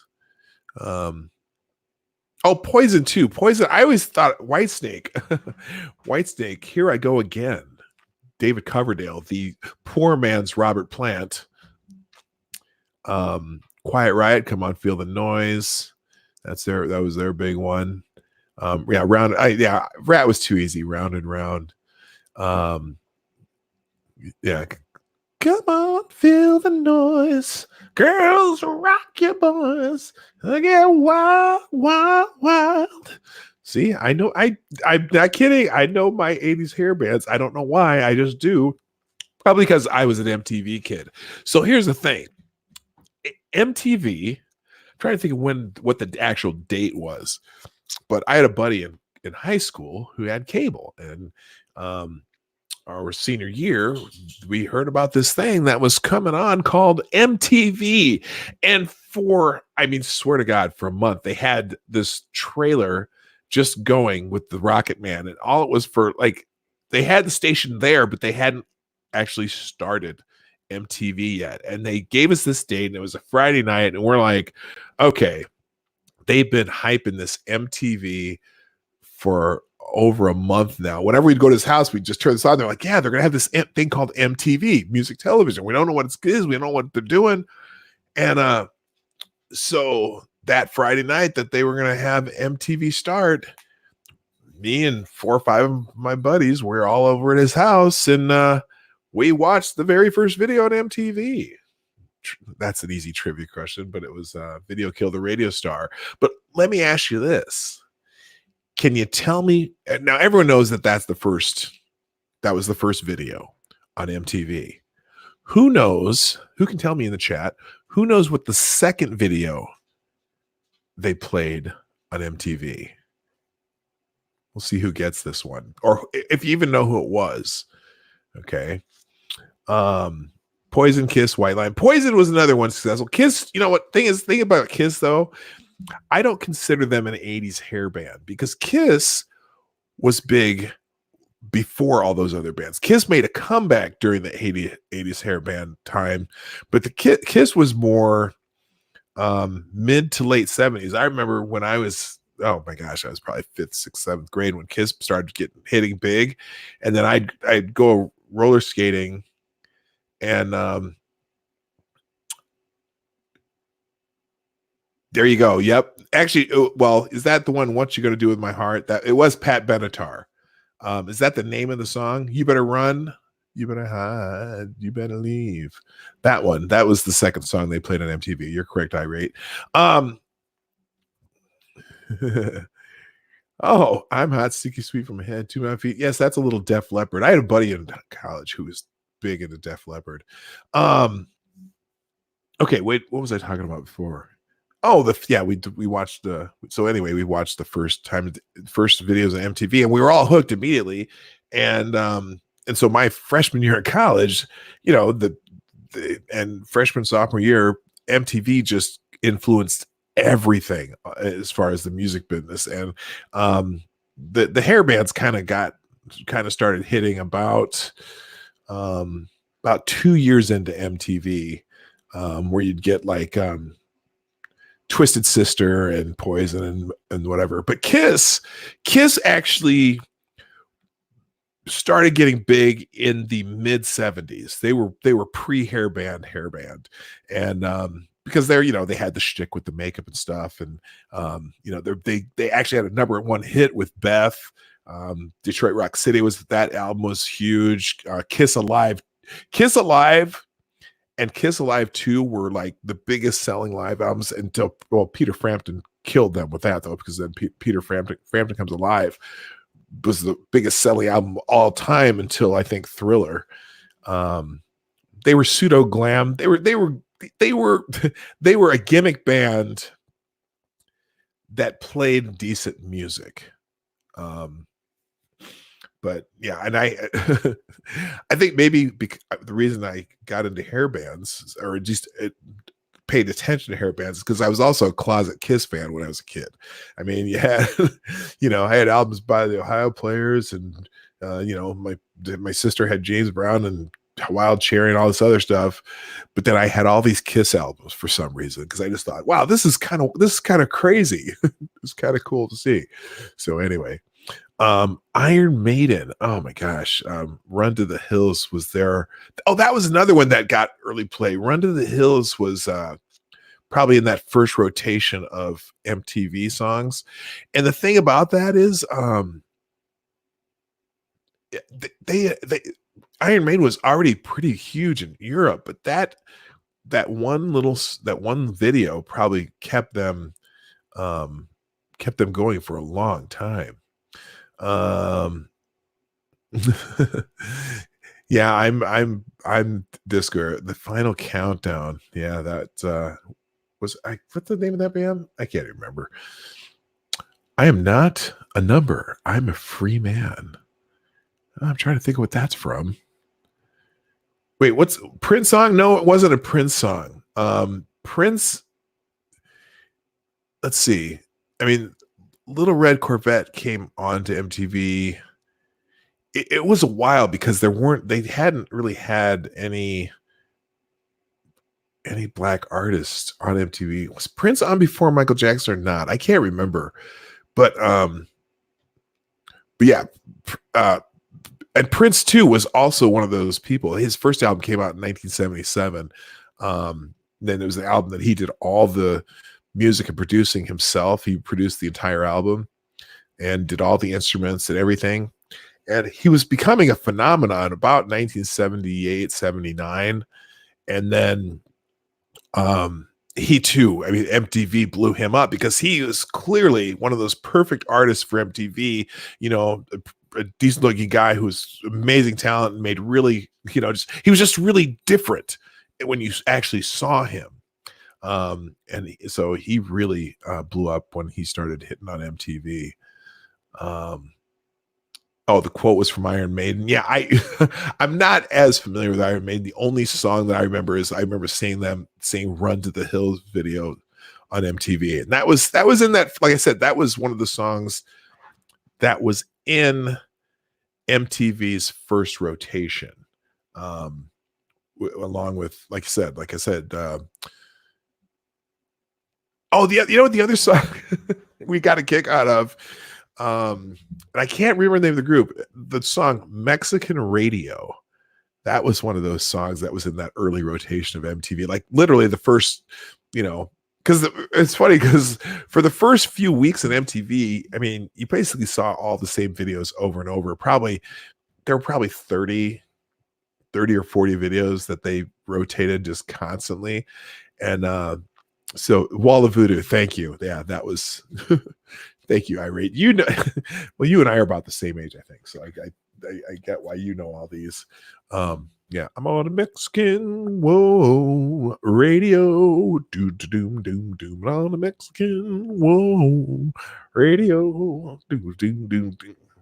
I wish I was in Tijuana eating barbecued iguana. Gosh. Yes, I'm old too. Okay. Anyway, all right, let me see if I got any more stories to do before I leave. Let's see. What are the top ones here on the Ace of Spades? We already talked about Joe Biden.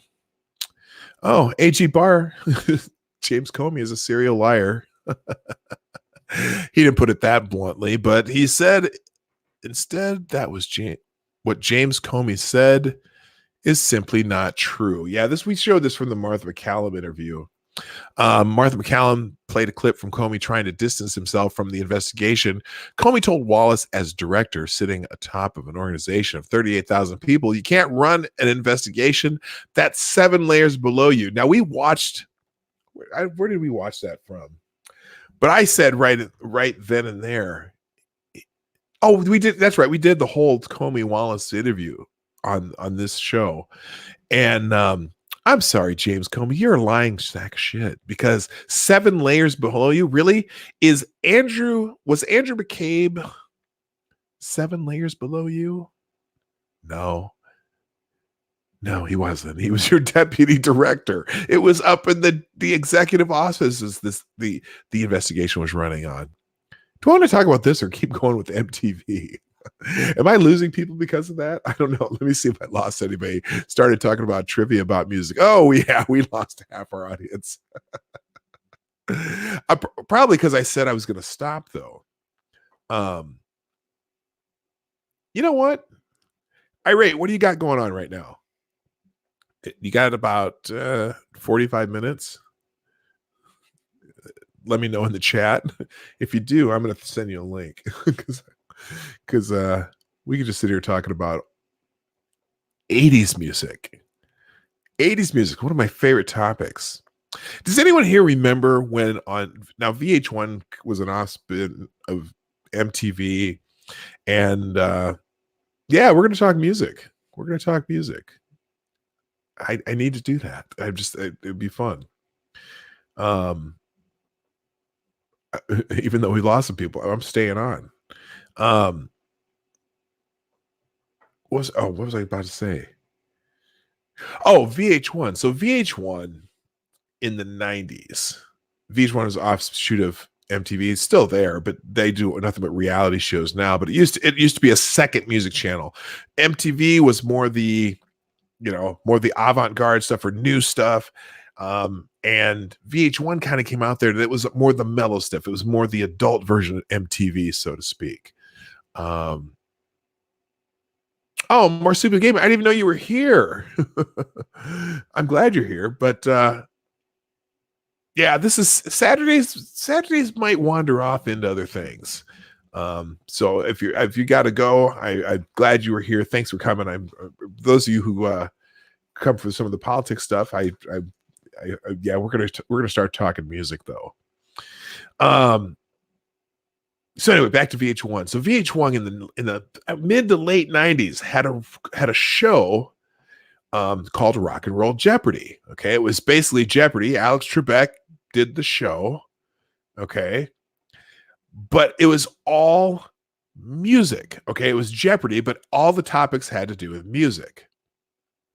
And Mark McGrath, the lead singer of what the hell is that? I can't see. I blank out. He's the lead singer of. Someone tell me who Mark McGrath was the lead singer of. Anyway. Mark Sugar Ray, thank you. So Mark McGrath destroyed everybody on Rock and Roll Jeopardy. I mean, he like, he'd be like one of those guys who like one of those Jeopardy champions that like of all times, but on Rock and Roll Jeopardy. And I loved Rock and Roll Jeopardy. I would watch it all the time. And I would answer every single question before Mark McGrath could do it, because most of the stuff that they did was MTV era stuff. And I knew my 70s music pretty good. I knew the 60s music pretty good, but most of the stuff, the questions they asked were video era stuff. So I would have been so good on that show. I would have made millions. I just want to fly. Put your arms around me, baby. Put your arms around me, baby. Yes, I know that song. Okay. Let's see. Hang on a second here. I haven't checked my notifications for a while. Oh my gosh. It was 20 plus people. Oh my gosh. People are still in my grits over this. Now, some people are supporting me with likes. Some people saying there's no such thing as white supremacists. It's anti-white racist slur made by people who are jealous of white people. Paul Lewis, I don't know who you are. And then he followed me. I'm like, why did you follow me? I'm not. Good God. Yeah, I'm not feeling you there, Paul. But there are certainly people out here who, let's see, I was doing this way before I joined the military, like middle school, like playing they're talking about the circle game again. I just went over here to send links to people, and I don't know. Wow.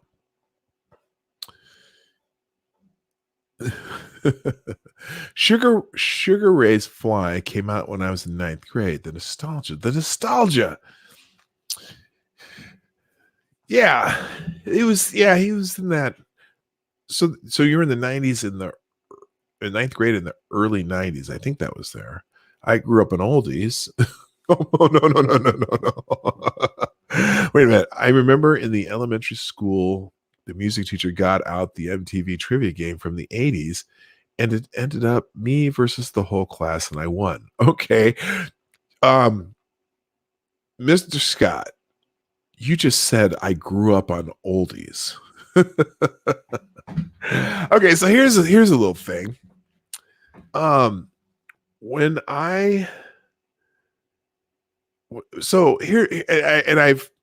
I've grown older, I see how this works.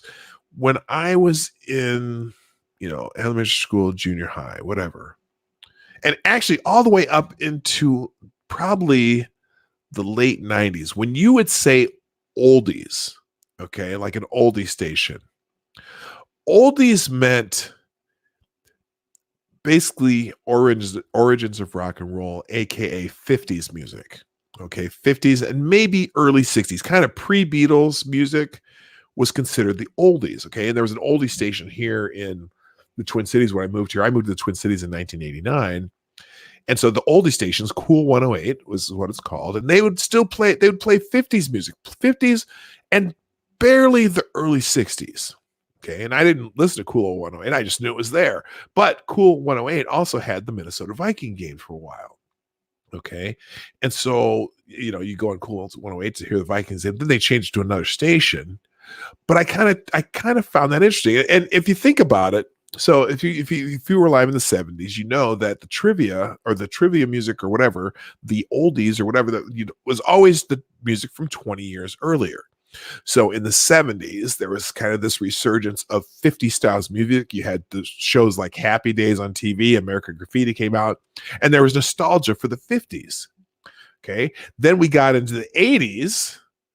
And again, the music that was considered the classic music was the music from the 60s. So in college, you'd hear, The Big Chill came out, and you'd hear the Temptations, you'd hear Creedence Clearwater Revival, and early Van Morrison stuff and things like that. So it was 20 years earlier. Then we get the 90s as my kids are growing up, and all of a sudden there's a big nostalgia for the 70s. And you get that 70s show, and you get, a revival of, Grease. Yep, that's 70s. And people were kind of, starting to hear the disco from 20 years ago, right? And then you get into the 2000s, and I start to hear the 80s on the oldie station. And you got the shows that, have nostalgia for the 80s, which you kind of still have a little bit of that now. And it's 20 years, music from 20 years earlier. And now we're in the 2010s. And I was on Cool 108 the other day. I just happened to click by Cool 108. For some reason, I accidentally hit the button on my car. And they're playing music from the 90s. And I'm like, what the hell? Cool 108 is an oldie station. And then it dawned on me, holy shit, I'm old. That's how I know I was old.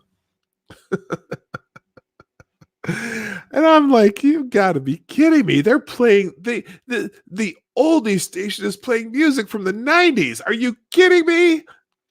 And now, it's weird because there really aren't, there may be stations out there, but there's not a whole lot of stations left anymore that play music from the 50s. Okay, some of the I wouldn't say the original or whatever, the kind of dawn of rock and roll. And so a lot of that music's still cool. Now there's still places you'll hear a lot of still places you hear 60s music. Like if you watch classic rock stations for example. Classic rock stations will still play music from the 60s and 70s because the origins rock, when you're getting into Jefferson Airplane and Jimi Hendrix and just a lot of that the rock music, okay, that things you'd see at Woodstock and beyond. Although you do also on the classic rock stations, you're starting to hear some 80s music, but the classic rock music is a genre that in itself that is kind of centered between the late 60s through the early 80s, and then they'll basically play music with the guitars is what I'll call it. Music where the guitar is a featured part of the product. So you still see that. I'm seeing all kinds of stuff. Oh, Procol Harum, yeah, Lighter Shade of Pale. Oh, the Wonder Years. Yeah, that was another one of those that kind of brought out some early 80s nostalgia. People still actually listen to the radio. Well, okay. Like I said, it was an accent. For example, in my truck, I always use my my Bluetooth for my phone and listen to things in my phone.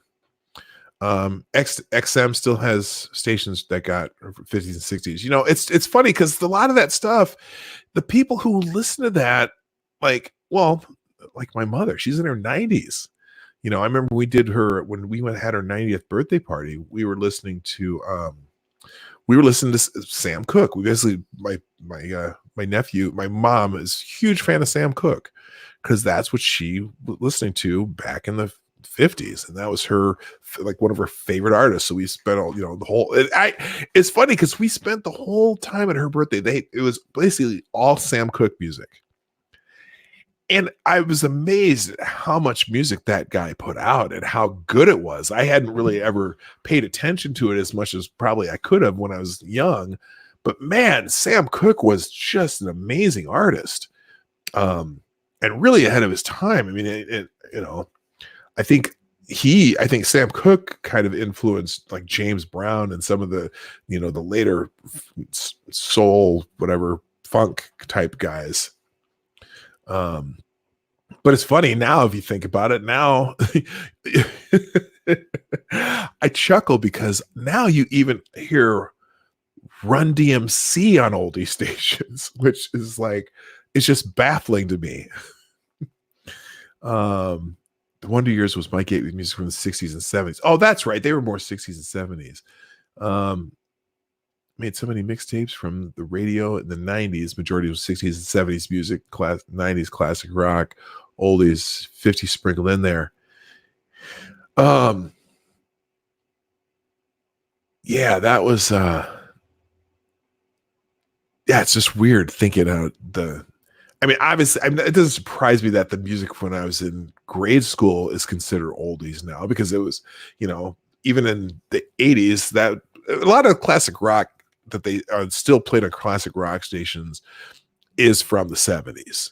And even to this day, if you say classic rock, you're thinking, Bachman or Turner Overdrive or, I don't know. There's all kinds of bands in that 70s era.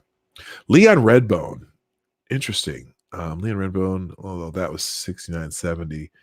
Let's see, I'm just looking through the chat here now.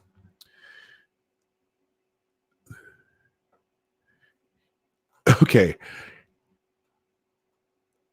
So now I'm just thinking of obscure bands. For some reason, I don't know why this band popped into my head. Because I remember from I think it was 1975. Yeah, Aerosmith is still around. Aerosmith is from they were huge in the 70s. They made a resurgence in the 80s thanks to Run DMC. They were huge in the 90s. And then they've been basically your movie soundtrack staple for a while, and it's an amazing band that's survived Although we saw the other day that Keith Richards, I think, turned 76. And I told my Keith Richards joke. That's hilarious. Let's see. I'm still rather disturbed that these people are still bitching about this OK Hand single. Jazz fusion of the shit. I used to enjoy Spyra Gyra. I don't know if you remember who Spyra Gyra is. I wasn't a jazz head. I played saxophone growing up as a kid, and was played saxophone in my high school jazz band for 3 years, and I really enjoyed that kind of stuff. Progressive rock or prog rock. So you're into like let me think. Well, it depends on who you consider prog rock. Okay, I'm blanking out on the Weather Report. Yeah, they were pretty cool too. They were cool. You know who I really liked? They're not Rush. Thank you. Yeah, they're the quintessential prog rock band.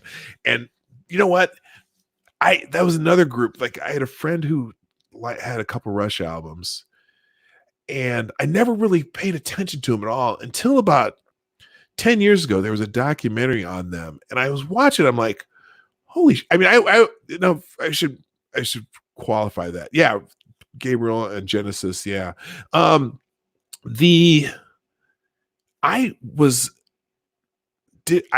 always knew that like Neil Peart was one of the best drummers in the world, but I didn't really know much about Rush, and all three of them were ridiculously good musicians. But then I was, in the YouTube era, I started watching videos of Neil Peart drumming, and holy crap, he was just his drumming added a whole new kind of musicianship to their work that was just so amazing. Geddy Lee's voice is not great, but as far as their musician, as much described, but their musicianship was just ridiculous. As I started, I listened to it later, and going back, I remember hearing their songs, either at my friend's house or occasionally on the radio, but never paid attention to it too closely until and then there have been some like you watch a concert of theirs from online, and you're like, holy shit, these guys are really, really good. As far as musicians go, yeah, they need. I would say they need a new lead singer too, but it's not Rush without his Geddy's voice. Yes was good. The only Yes song that I really knew when they were still prog rock was Roundabout, which I just loved the bass line that doom doom doom doom doom doom doom doom doom doom doom doom doom. I always thought that was really cool. Drummer from Kansas is almost Peart's clone. Yeah, that's another band I didn't know about until there's a really good documentary. I think it's on Netflix about Kansas. What an interesting story they are. These country dudes really didn't look like much. I mean, they look like a bunch of farmers, but yeah, they're pretty I mean, they were fantastic too. That's another band of amazing musicians. That's the one thing that I hope comes back again. So much of the music today, and part of it is because hip hop has taken such a huge role in what music is today. And I listen to music that sometimes my son and my daughter listen to it. Although my daughter's actually, she's into 40s swing music. She does swing dancing. So maybe I shouldn't include my daughter in this, but just popular music day. Even the rap, there's not even a variety in the rap. I mean, it's all the same. same beat, same overdub, same voice modulations using electronic, and it's all programmed so much. And there's nothing better than going and seeing a live musician who can really play, or even going on YouTube. Like there's a YouTube channel. What's his name? He's the bass player. His whole shtick is bass. Something 504. The hell is his name? And if you just go on YouTube and listen to this guy play bass, and he does all these, takes video from all these other bass players, and just watching those videos on an amazing musician, I can watch that shit for hours. Let's see. No, you know what? All music now is Black Eyed Peas with Fergie. No, it's not. You know, whatever you think about the Black Eyed Peas, they actually wrote music and had musicianship as far as their singing and things like that. But I'm thinking it's all tracks with the mumble rap and the, all the same beat. Even country music right now, the modern country all uses like drum tracks, and they're trying to make it, more pop, synthetic, whatever. And I'd rather hear a great musician. I'd rather hear like a Roy Clark who can. It's funny because when you think of the greatest guitar players of all times, everyone mentions Hendrix and Clapton and Joe Satriani and there's a bunch of them that people say are the greatest guitar players, but there's a couple people like Prince who should be in that list. Roy Clark, the country, the country artist, that dude was an amazing guitar player, and also he was a virtuoso on the guitar, banjo, violin, the fiddle. He was just a virtuoso musician. Carlos Santana, Carlos Santana's on the list. Jerry Reed was a great guitar. Yeah, let's talk. Okay, now we're getting into guitar players. This stream's going forever. How long is the stream? I've been here 2 hours and 20 minutes. Yeah, I'll go another half hour or so. God, but yeah, Roy Clark was classically trained. Yeah, he there's a thing he did on, what was it? I think it was on The Odd Couple, where he was a guest star on The Odd Couple, and I think he was playing himself in that that episode, and he did this just amazing piece where you could tell that Jack Klugman and Tony Randall, as they're watching this in the show, and he does it, in front of a studio audience, and you can see they're just mesmerized by his guitar playing. And he goes into three or four different picking styles and does all this really cool stuff. And it's just amazing watching a very virtuoso live musician. And one of the things I say Prince too. If you go on Prince now online, there's you can find Prince guitar solos. It used to be Prince anytime he showed up on YouTube, his organization would pull it off YouTube. Well, now that he's passed, there's all kinds of Prince videos out there.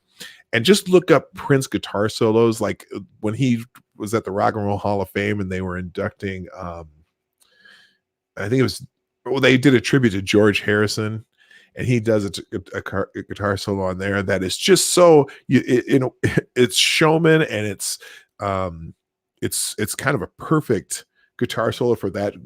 Guitar Gently Weeps. My guitar gently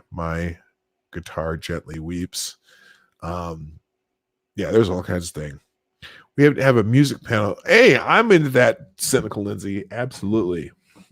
I love talking about music. I was very into music as a kid. I was a music major for my first 2 years in college, in fact. But then I realized there were people who were music majors who were way more dedicated to music than I was. So that's one of the reasons I was no longer a music major. I decided, you know what? I like music. I wasn't dedicated to music, but and there were so many people so dedicated. And I at one point I wanted just to be a high school choir director, and then at one point I go, wow, these people are nuts. They're in here practicing and doing stuff all the time, and I wasn't into it. I was drinking beer and chasing women in college. So yeah, way to go. Okay, let's see. I don't know, I'm biased, but I think Tool is one of the best bands of all time. I like Tool. I just don't know them. I've what I've heard, I've liked them, and they're musicians. I like bands that are musicians. I want a band that has a guitar or two, or maybe even just one guitar, a guitar, a bass, and a drum set's fine with me, as long as they're great musicians. I mean, you think of the 3-piece bands that are great. You think of Rush. We just talked about Rush. Nirvana, I think, was a really good band. Some people don't like them. Some people like them, but Led Zeppelin, for a while, was 3-piece. Did they ever go 4? I can't remember. They had a 4th member sometime. Cream, outstanding. In fact, who are your okay, here we go. Your favorite 3-piece bands. I have to think about that now, though. I think Taste of Honey was 3-piece. Now, if everybody except Irate, because I know Irate probably knows the answer to this, name the biggest hit by the band Taste of Honey. It might be their only hit, actually. But Irate, you can't be in this question. If anyone knows the biggest hit by a band called Taste of Honey, ZZ Top, yep, that's a good one too. Motorhead, that's a good one.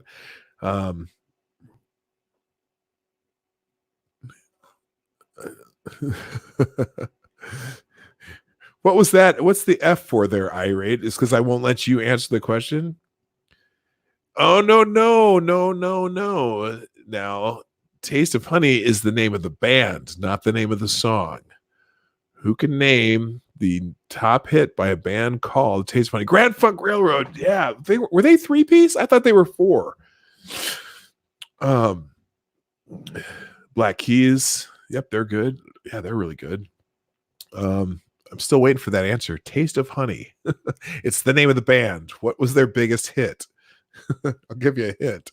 It was in the 70s. If you know this, that's tough. I was in 9th grade. Have I ever heard of Nitzer Ebb? No, I have not. I have not.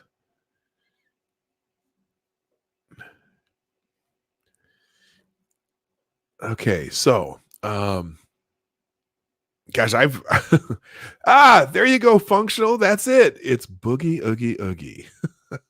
Oh, you cheated. If you're thinking you're too good to boogie, boy, have I got something news for you. Everybody here tonight must boogie. You are no exception to the rule. And she had a great bass line. It was 2 women and a male drummer. And it was the bass line was doom boom boom doom doom doom doom boom doom boom doom boom doom doom doom.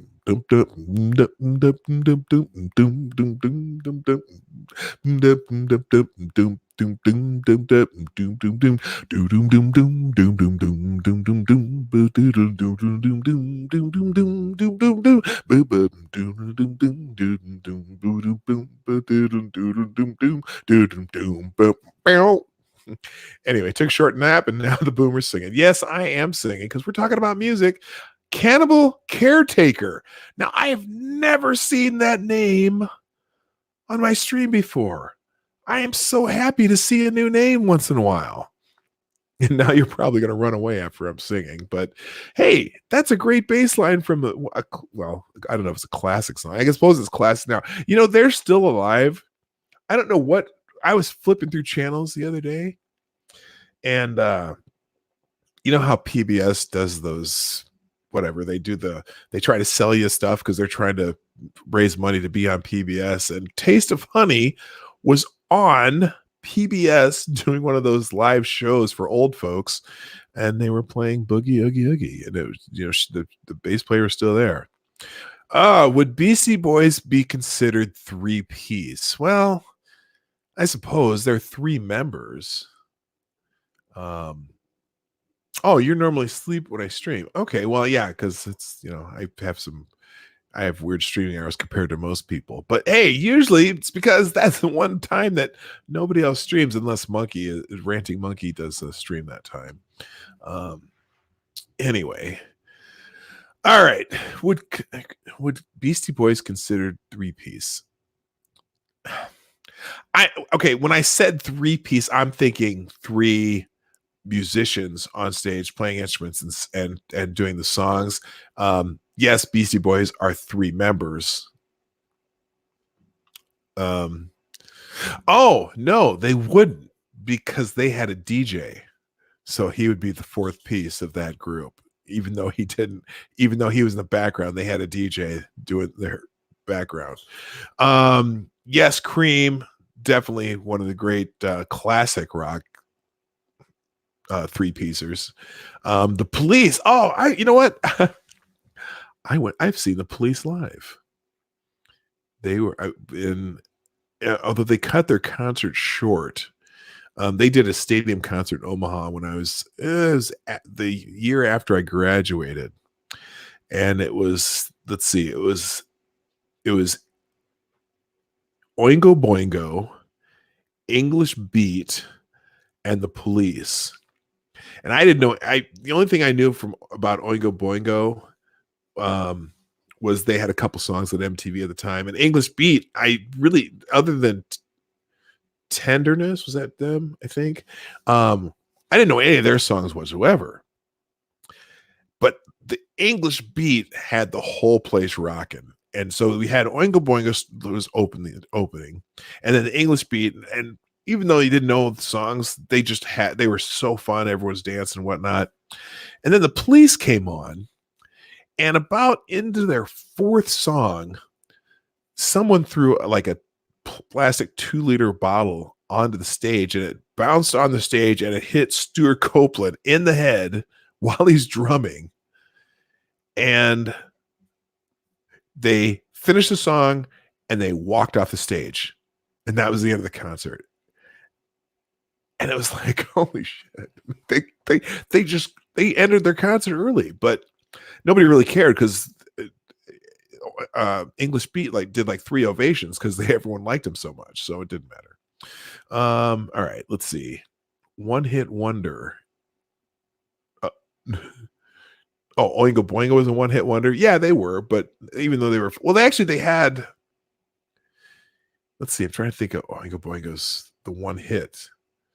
They had the one hit, but then they did something later, like part of a Weird Science. Wasn't that them? Didn't they do the Weird Science song? I'm almost positive that they did Weird Science.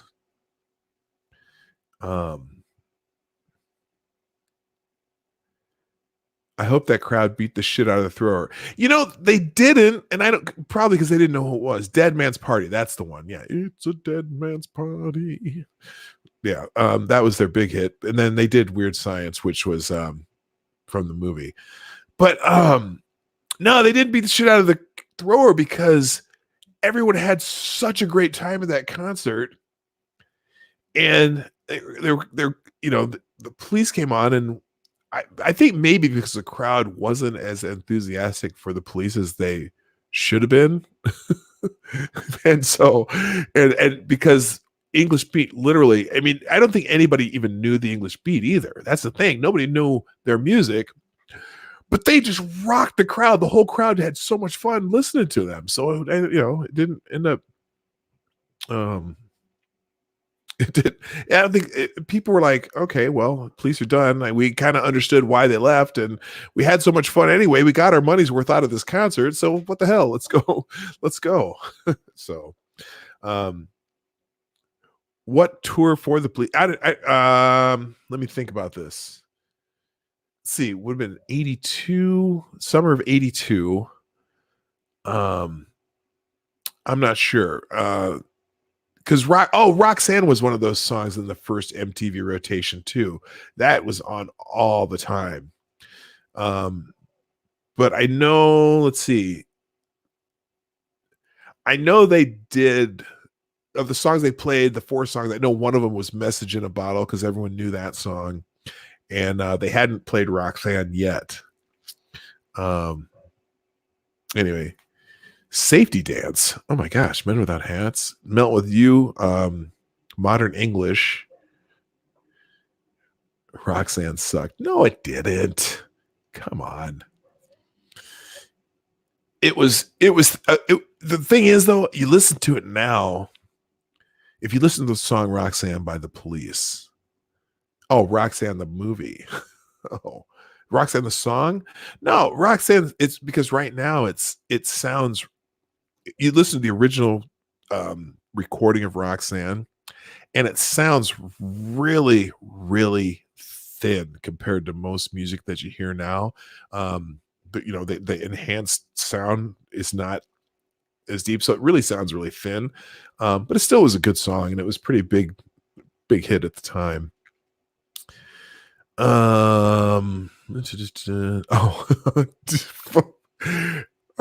Functional. That's a little too much information there.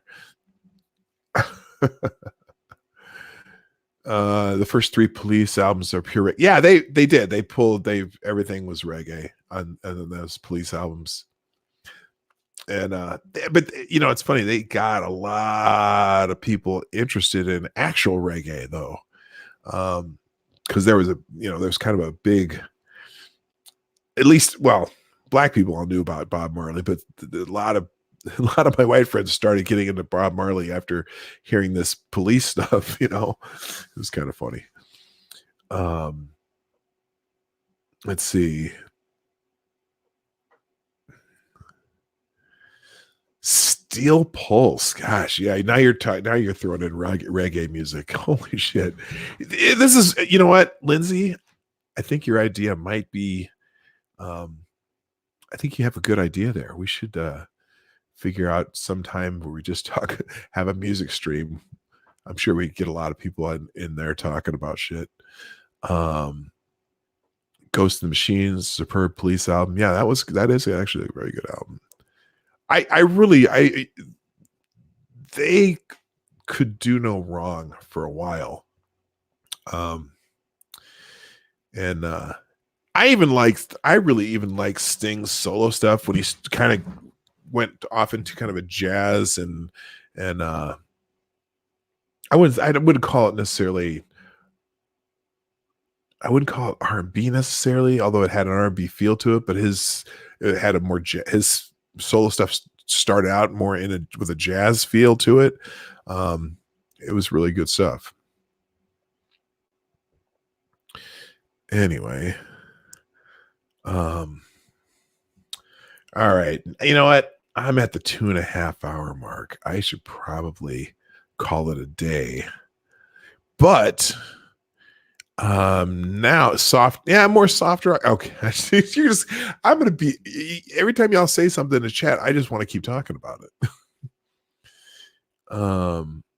Shooting at the Walls of Heartache, Bang Bang, I Am the Warrior, which, oh gosh, I know that's a one-hit wonder, isn't it?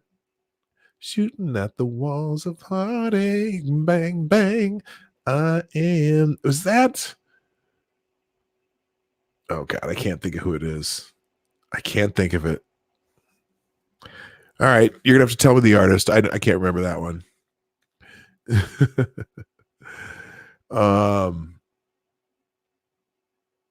Patty, was that Patty Smythe? No, that wasn't Patty Smythe. Was it The Warrior? Scandal. That's it. Scandal.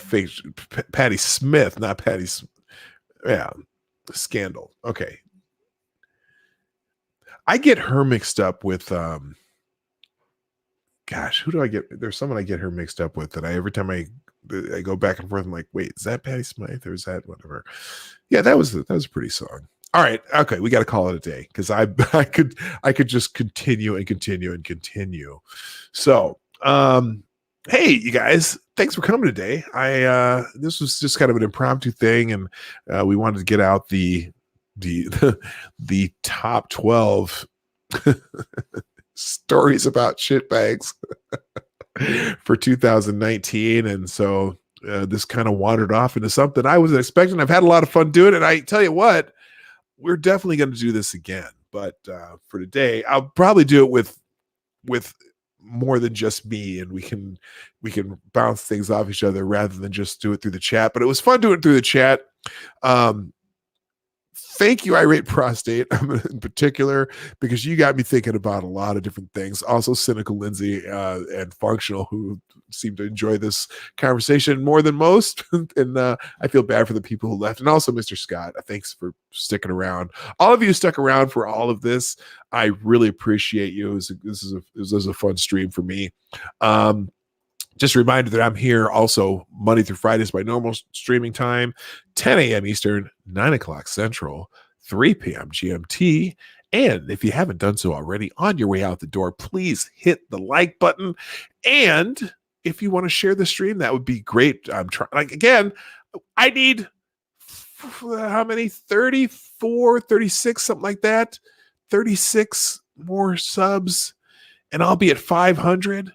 And I will have a special 500 sub celebration if you guys can help me get there. So share the stream out, or just tell people to subscribe to me anyway. Even if they don't watch, although it's better if they watch.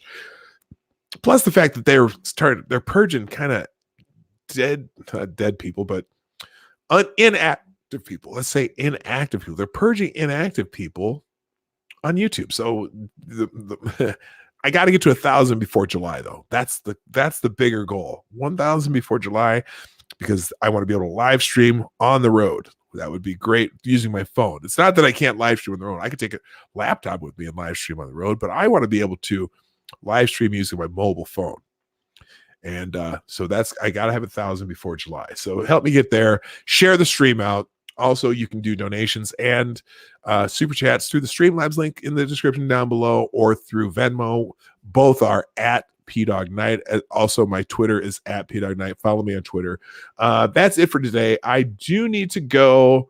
My name is PDogKnight, and if I can find the right one to click, I am out of here. I found it. I'm PDogKnight. I'm out of here. Have a fantastic weekend.